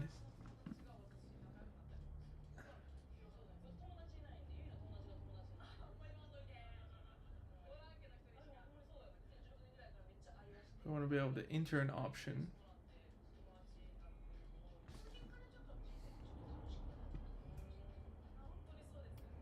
Just return animal.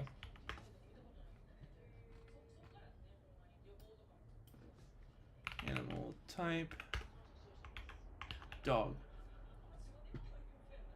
Dogs. 55 dogs. Dogs. So you can enter it here and choose what choose what shows.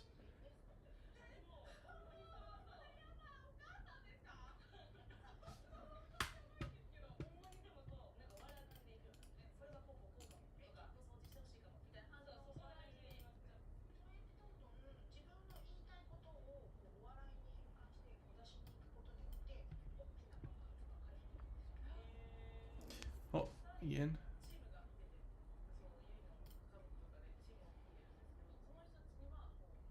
What's going on here?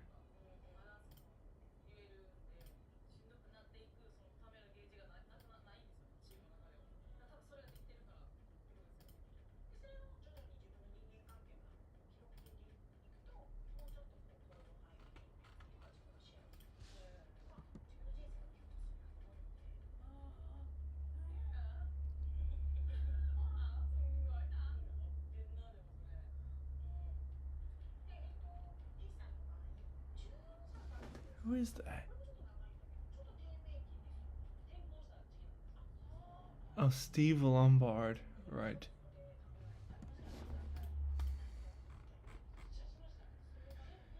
I am not really looking forward to the new Superman movie, even though I really love Superman.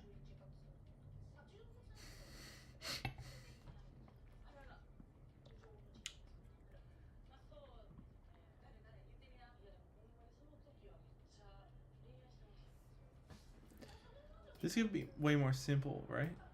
If animal equals dogs, return our man's best friend. return animal. Wait, no. Is that right?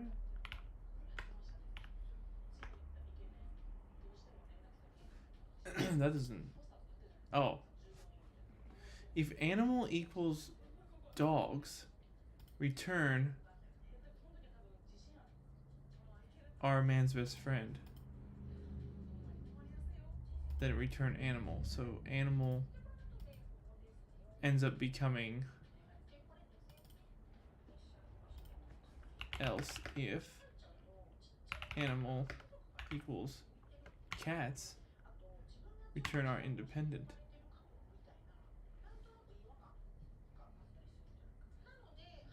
But this.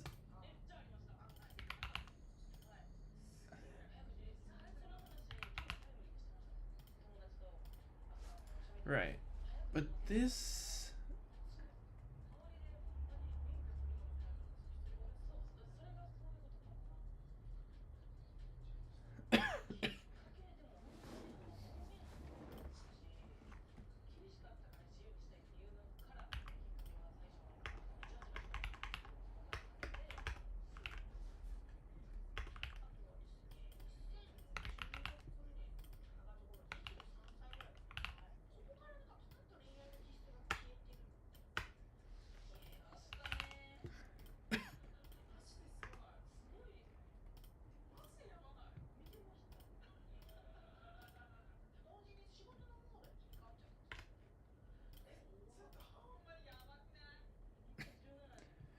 What happens if you just tap this? 0 independent. 55 are independent.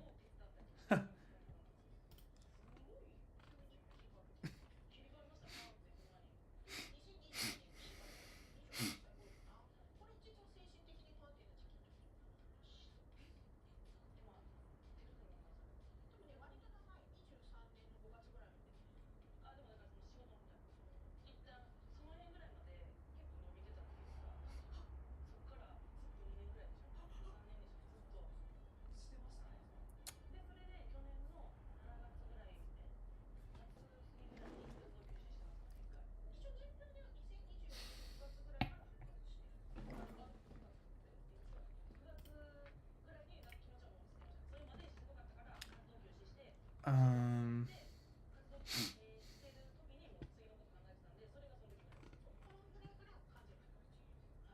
if animal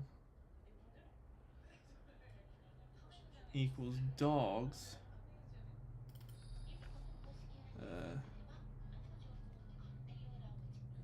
dogs, dogs, um,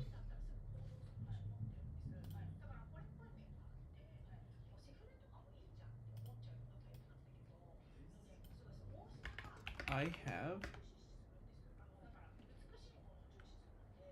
some, oh no, I have number, oh no, hold up, number, dogs. Does that work? Ha! Let's not display that straight up then. Wait. Huh? What am I? Figured out quite a bit using ChatGPT moving forward. Oh, great. Good to hear. I'm just experimenting here with this code and trying to figure out functions properly.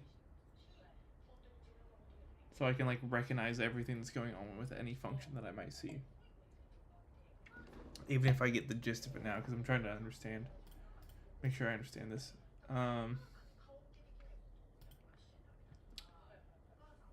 That adds animals. You can choose how many you can add into there. Thank you. Thank you, man. I'm trying.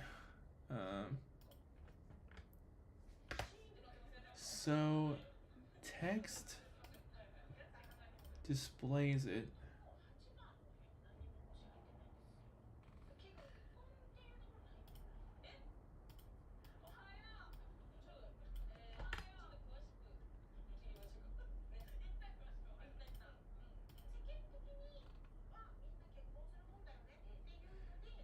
think I need another.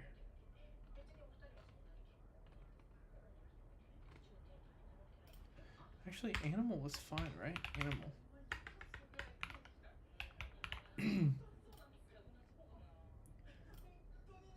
There we go.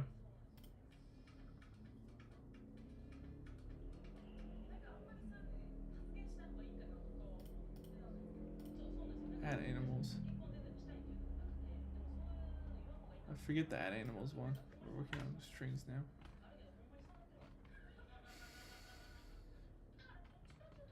If equals dog, cat. I'm just making a little playground area where I can practice functions right now.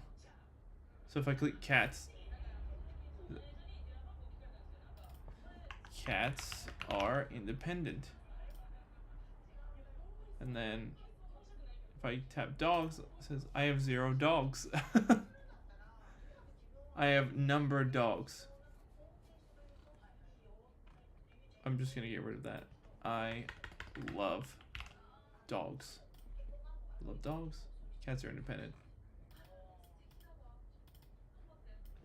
Dogs are fun. Dogs are fun. Cats are independent. Let's add a dog padding.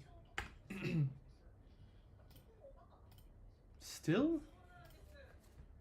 Dog padding. Oh my god, are you serious? Every time it sets it to 0.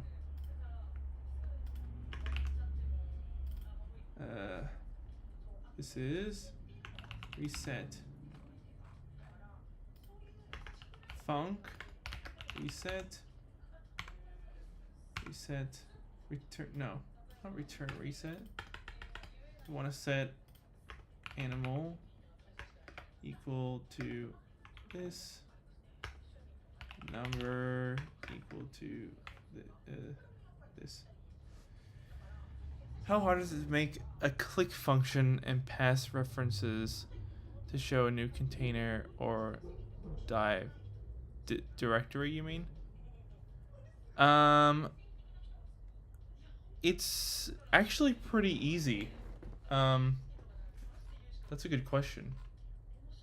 But I can perhaps show you really quickly.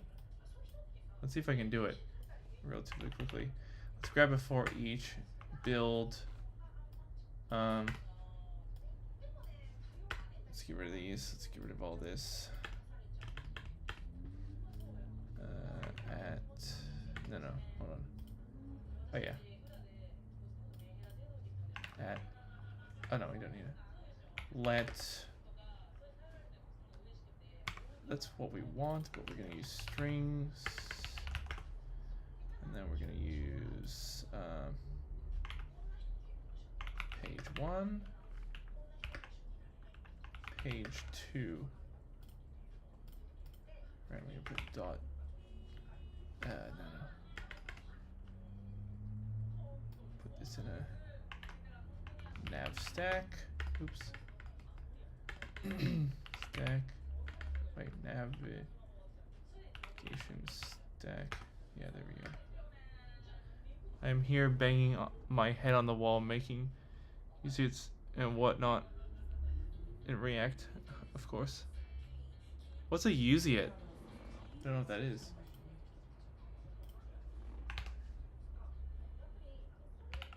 Numbers. We're not. No, not numbers. Pages. Pages. ID. Dot self.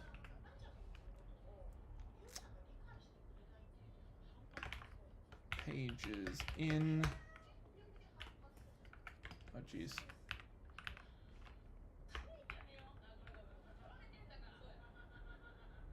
There we go.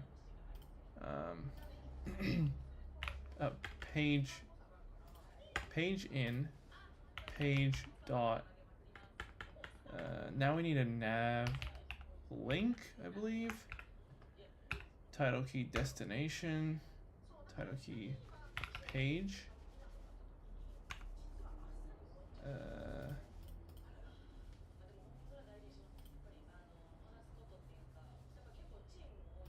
Now let's grab a text view of page. And then we actually need a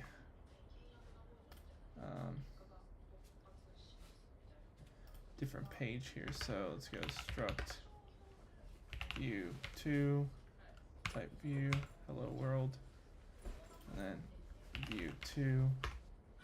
I think that works. Let's see what we got here. Oh, and then we need a, whoa, what have I done? Oh, nav link is the, so that, but we need a dot nav, navigation, destination, I think, for,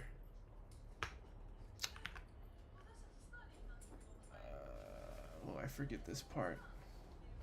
Hold on, let me clarify this. Use state. Use state. It's a global variable which can be used anywhere, but it's not the right way when I want to show selected containers. You have to do some ID stuff in it and connect it to the array which stores the data container using global variables. So when I try to edit one, I choose. Yeah. Okay, fair. Yeah, I see what you're saying. That's pretty much the same here as like a at state. We have at states here.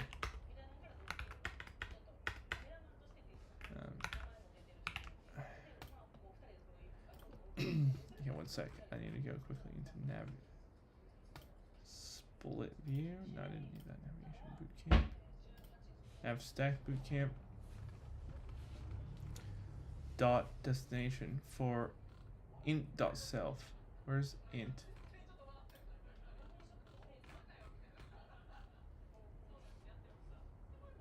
The value of type int. Okay, so I have to create a value in here.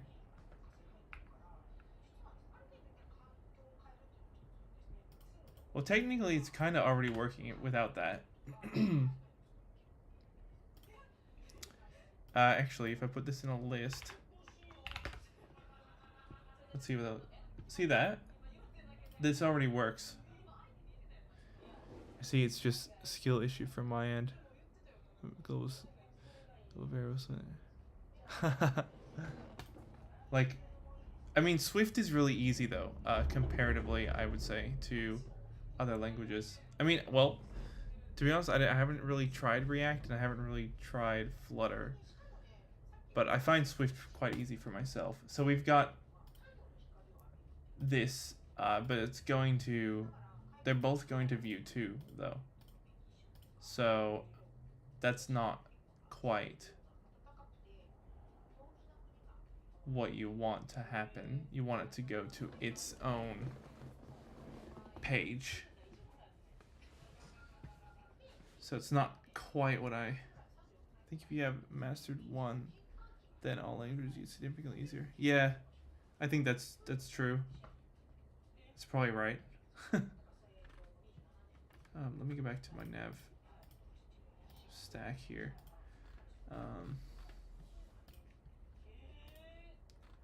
So we got here. Super segue goes to.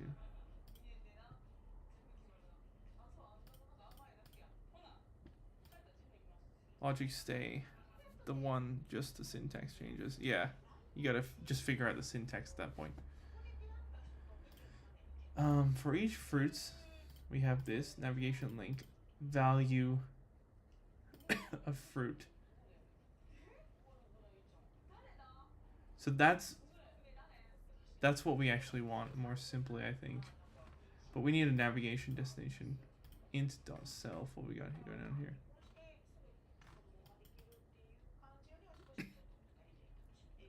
Index.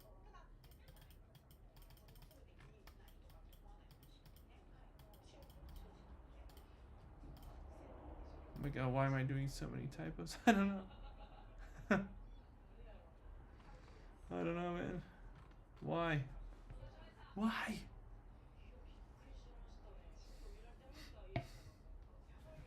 Oh, right. That's just. Oops. Did I just open my notes? Yeah, I did. Damn it.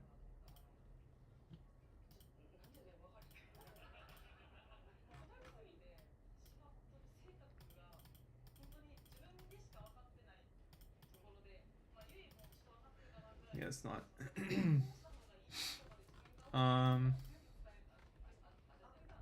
Damn, that's one thing I have to go over. I got raccoon fingers. I tried to type fast only to mess up.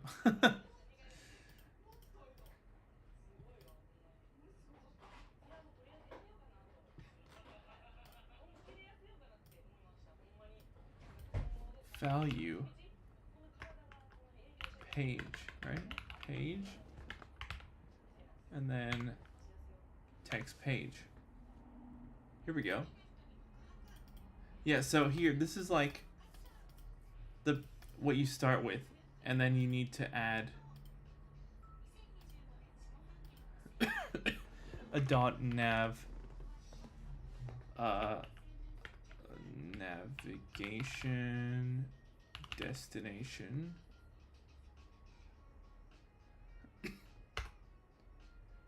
And then how do you I forget how you do this properly, but I know I have it here somewhere.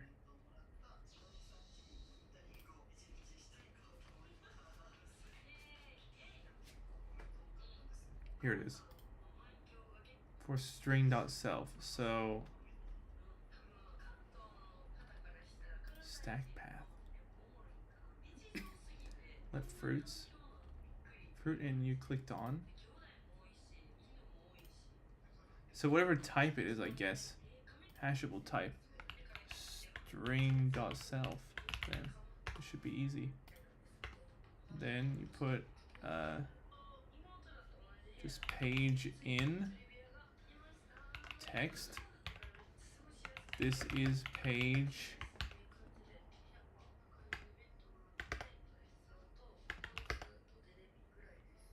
page. Here we go. So now click on it. This is page 1. This is page 2. There we go. Pretty easy in Swift. My brother is just next level. He made 2 full functional logistic websites and a highly functional HRMS website in his internship alone. Damn. Props to that guy. Props to your brother. Well done. Well done.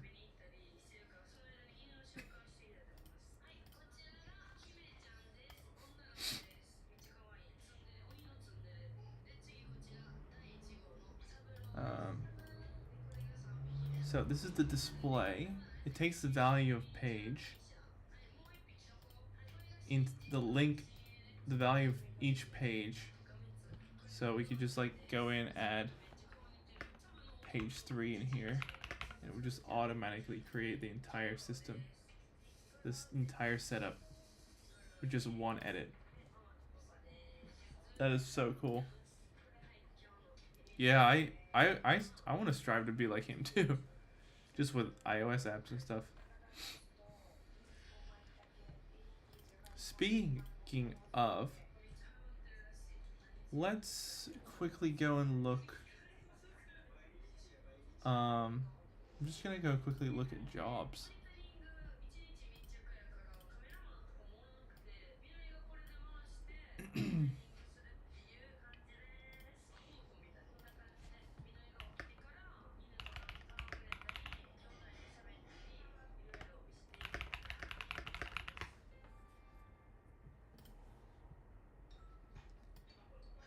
Let's see here.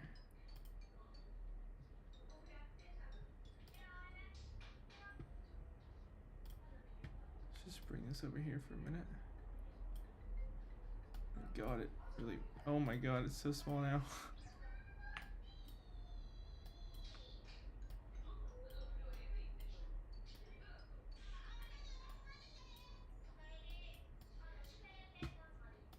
Let's go into Seek and just check this out.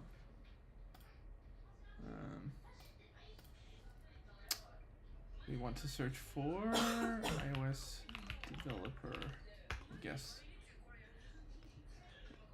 Oh, React Native. React Native is really popular, so.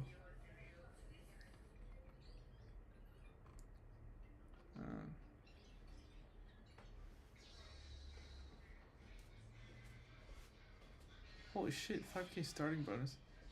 Dude, holy shit, man. Look at the money in this.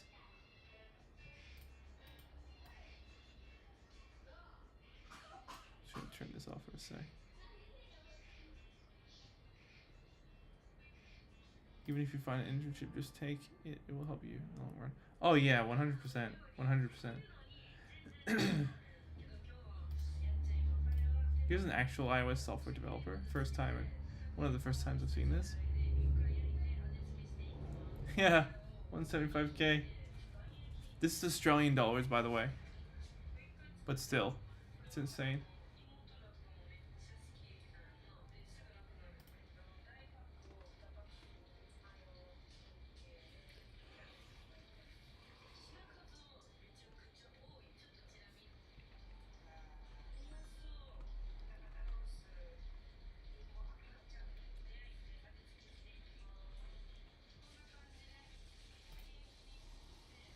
Right, here's the thing I'm trying to build right now. See that?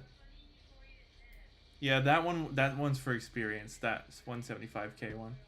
It's senior. This is Swift objective C.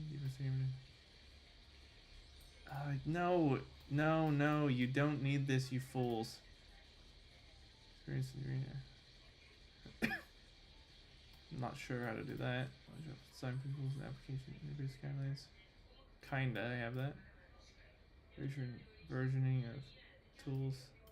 I need to get familiar with Git as well. GitHub.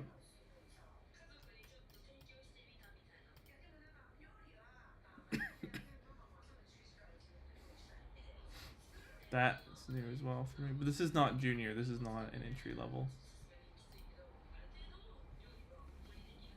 Holy shit, they had a video. Cringe.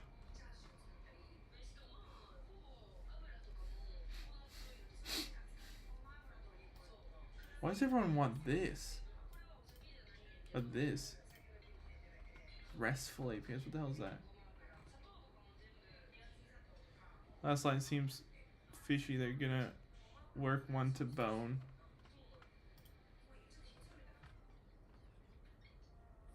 Yeah. Wait. Yeah, that one, right? Didn't even look at that line.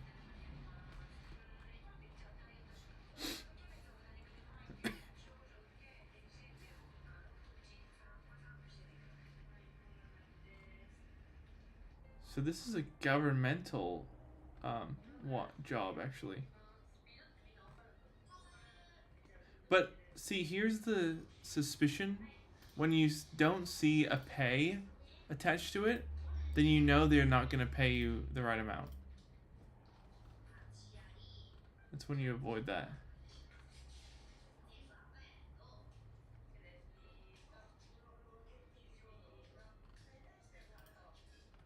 Did you see salary in this one? Was there a salary here? No, right? No.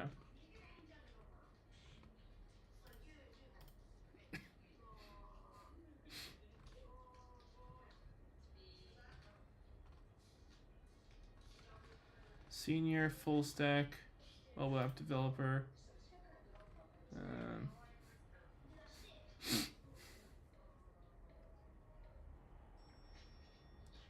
Swift. There we go. That's what we want.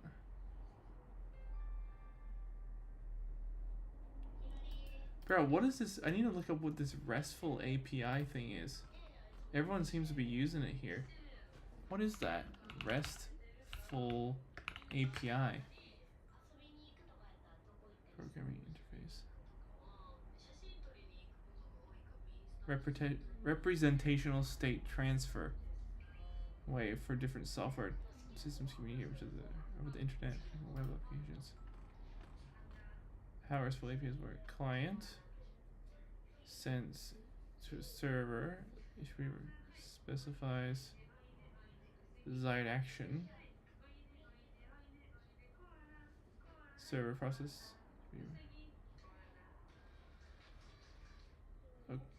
Okay. Weird. I've used it a bit, but can't explain it. My brother uses RESTful API all the time.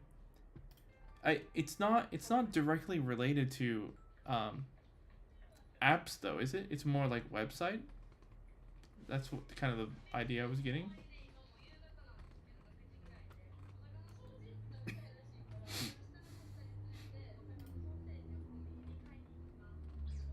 Dude, oh my god.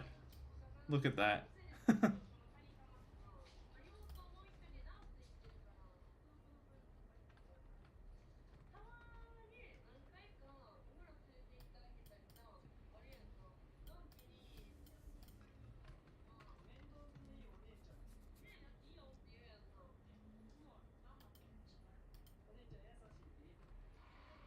API is just a bunch of data which you can mention. Yeah, I know what I know what API is, but the usage of that specific one, I don't. Maybe it's just the data that they want to use to drag into the app, perhaps. Maybe I miss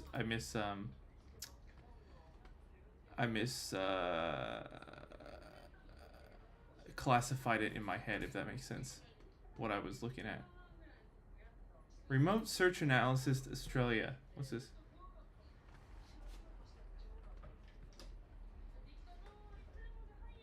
What you'll do. This is diverse media categories. Oh, iOS users. What the hell? What the hell is this?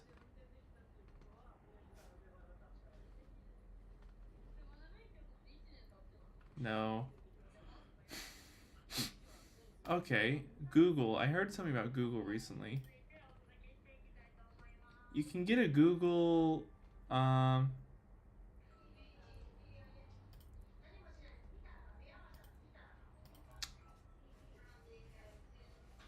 did you?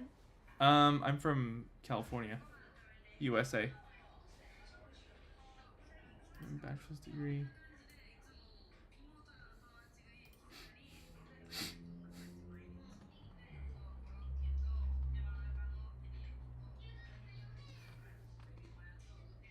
Isn't there something? Hold on. Google coding certification. Yeah. What is this? Developer certification.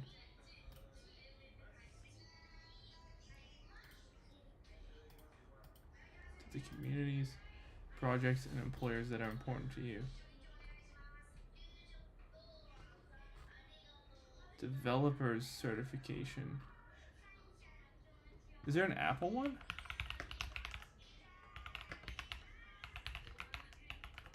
Probably not. Apple Developer Program membership. No. Different.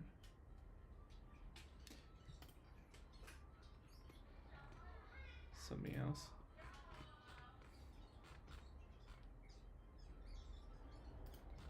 How do you even get it?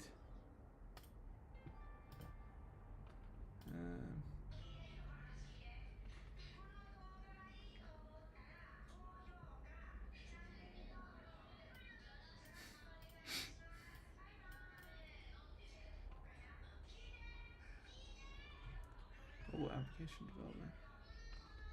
Flutter.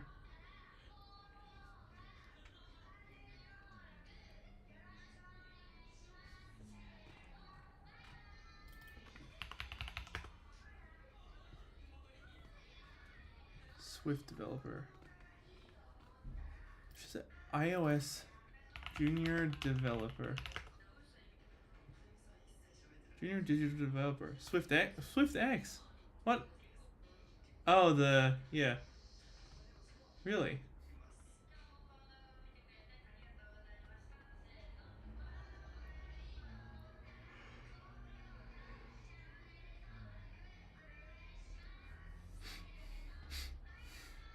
Oh, you can actually get a job at SwiftX.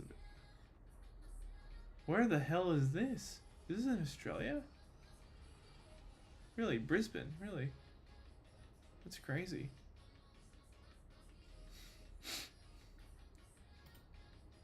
There's no way I would be able to get this job though. This is omega higher level, even junior. Front-end developer.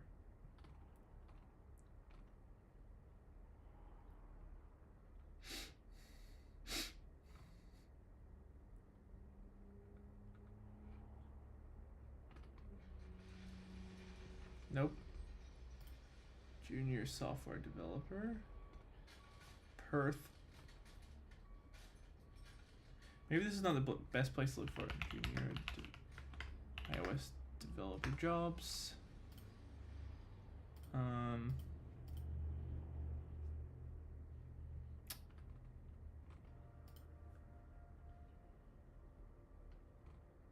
Remote. There we go. That's why one starts with an internship. You can get both experience and refining skills. Oh yeah, true. Yeah, I'm searching the wrong thing. Junior developer jobs. iOS developer. 404 agency. That's funny.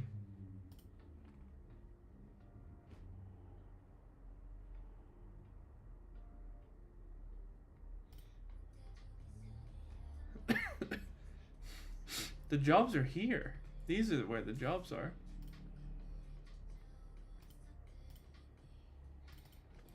Intern.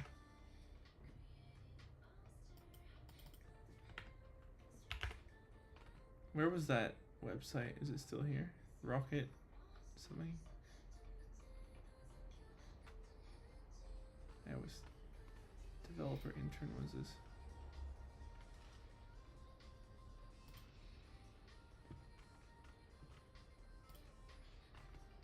I like that website. I'm gonna search for intern, just iOS engineer. Oh, associate iOS engineer. What's that? 1 to 3 years of experience in native iOS development, Swift, to get understanding of solid principles, experience with architecture, design patterns, for example, MVVM, Viper, experience dependency injection frameworks, SwiftUI, making REST API requests. I should practice that. Writing unit tests. Experience with Swift concurrency. I need to practice with that. Experience creating and maintaining CI CD pipeline plus. Actually, I have most of this, or some of it.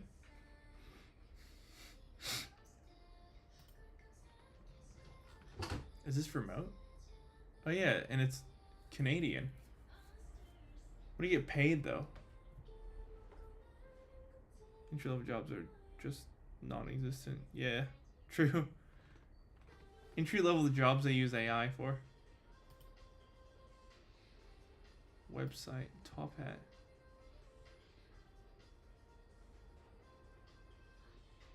The hell?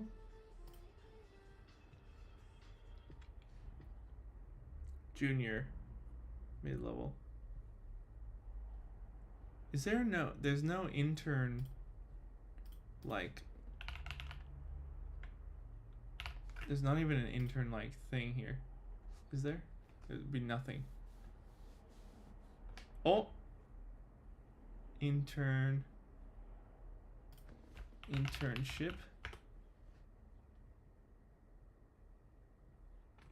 And no, it doesn't exist.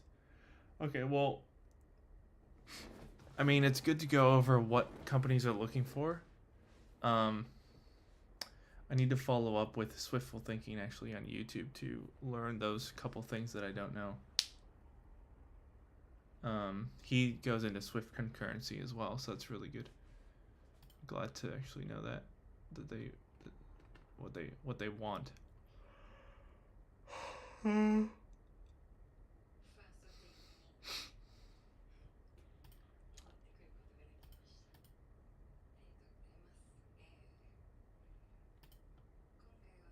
I mean, I don't even know if they'd employ me though as a remote.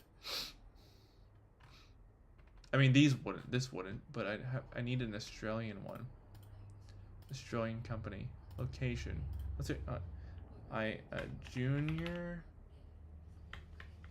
iOS software engineer. Location. Oceania? Australia? Australia remote?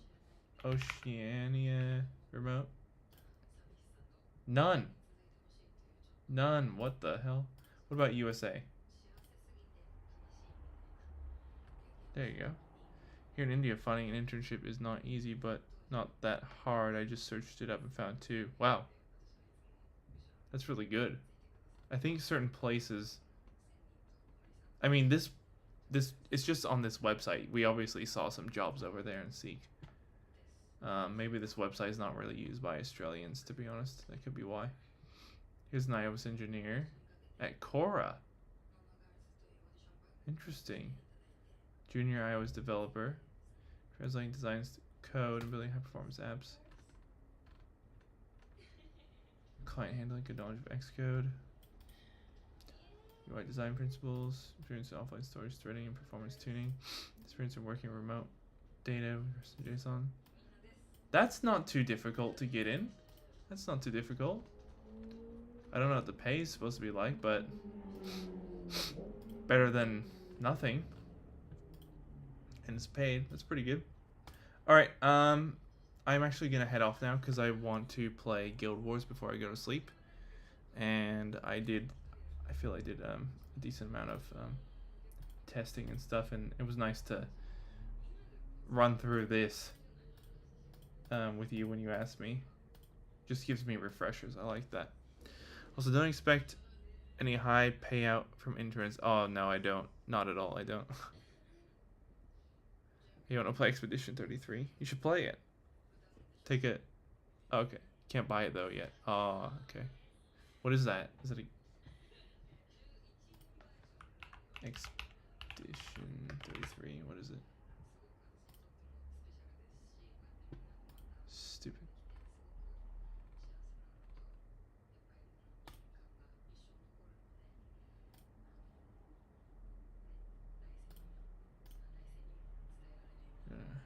No, I don't.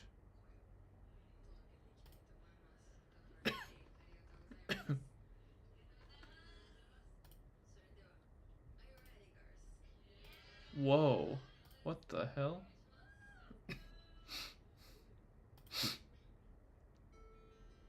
Oh, is this a turn-based thing? Huh. Best game which came out this year. I am not a turn-based game player.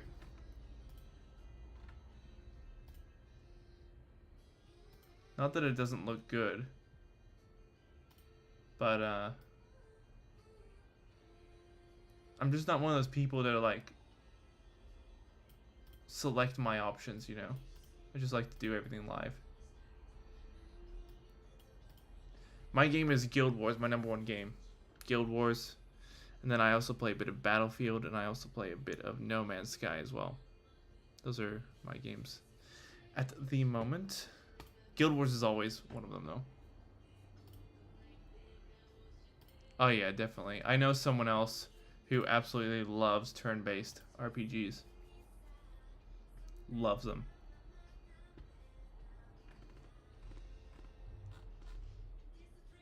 I'm still waiting for Spider-Man 2 to go on sale. Do you know what it means to... Whoa. We'll stick to mobile ones till I can buy more games. Yeah, play what you can. Oh, my hair is so weird over here. What the hell? Alright, man. Thank you so much for coming in. It was nice to chat with you. I'm just gonna go chill out, do some gaming, have a shower, and head to sleep. Great session today. And good job on your stuff too.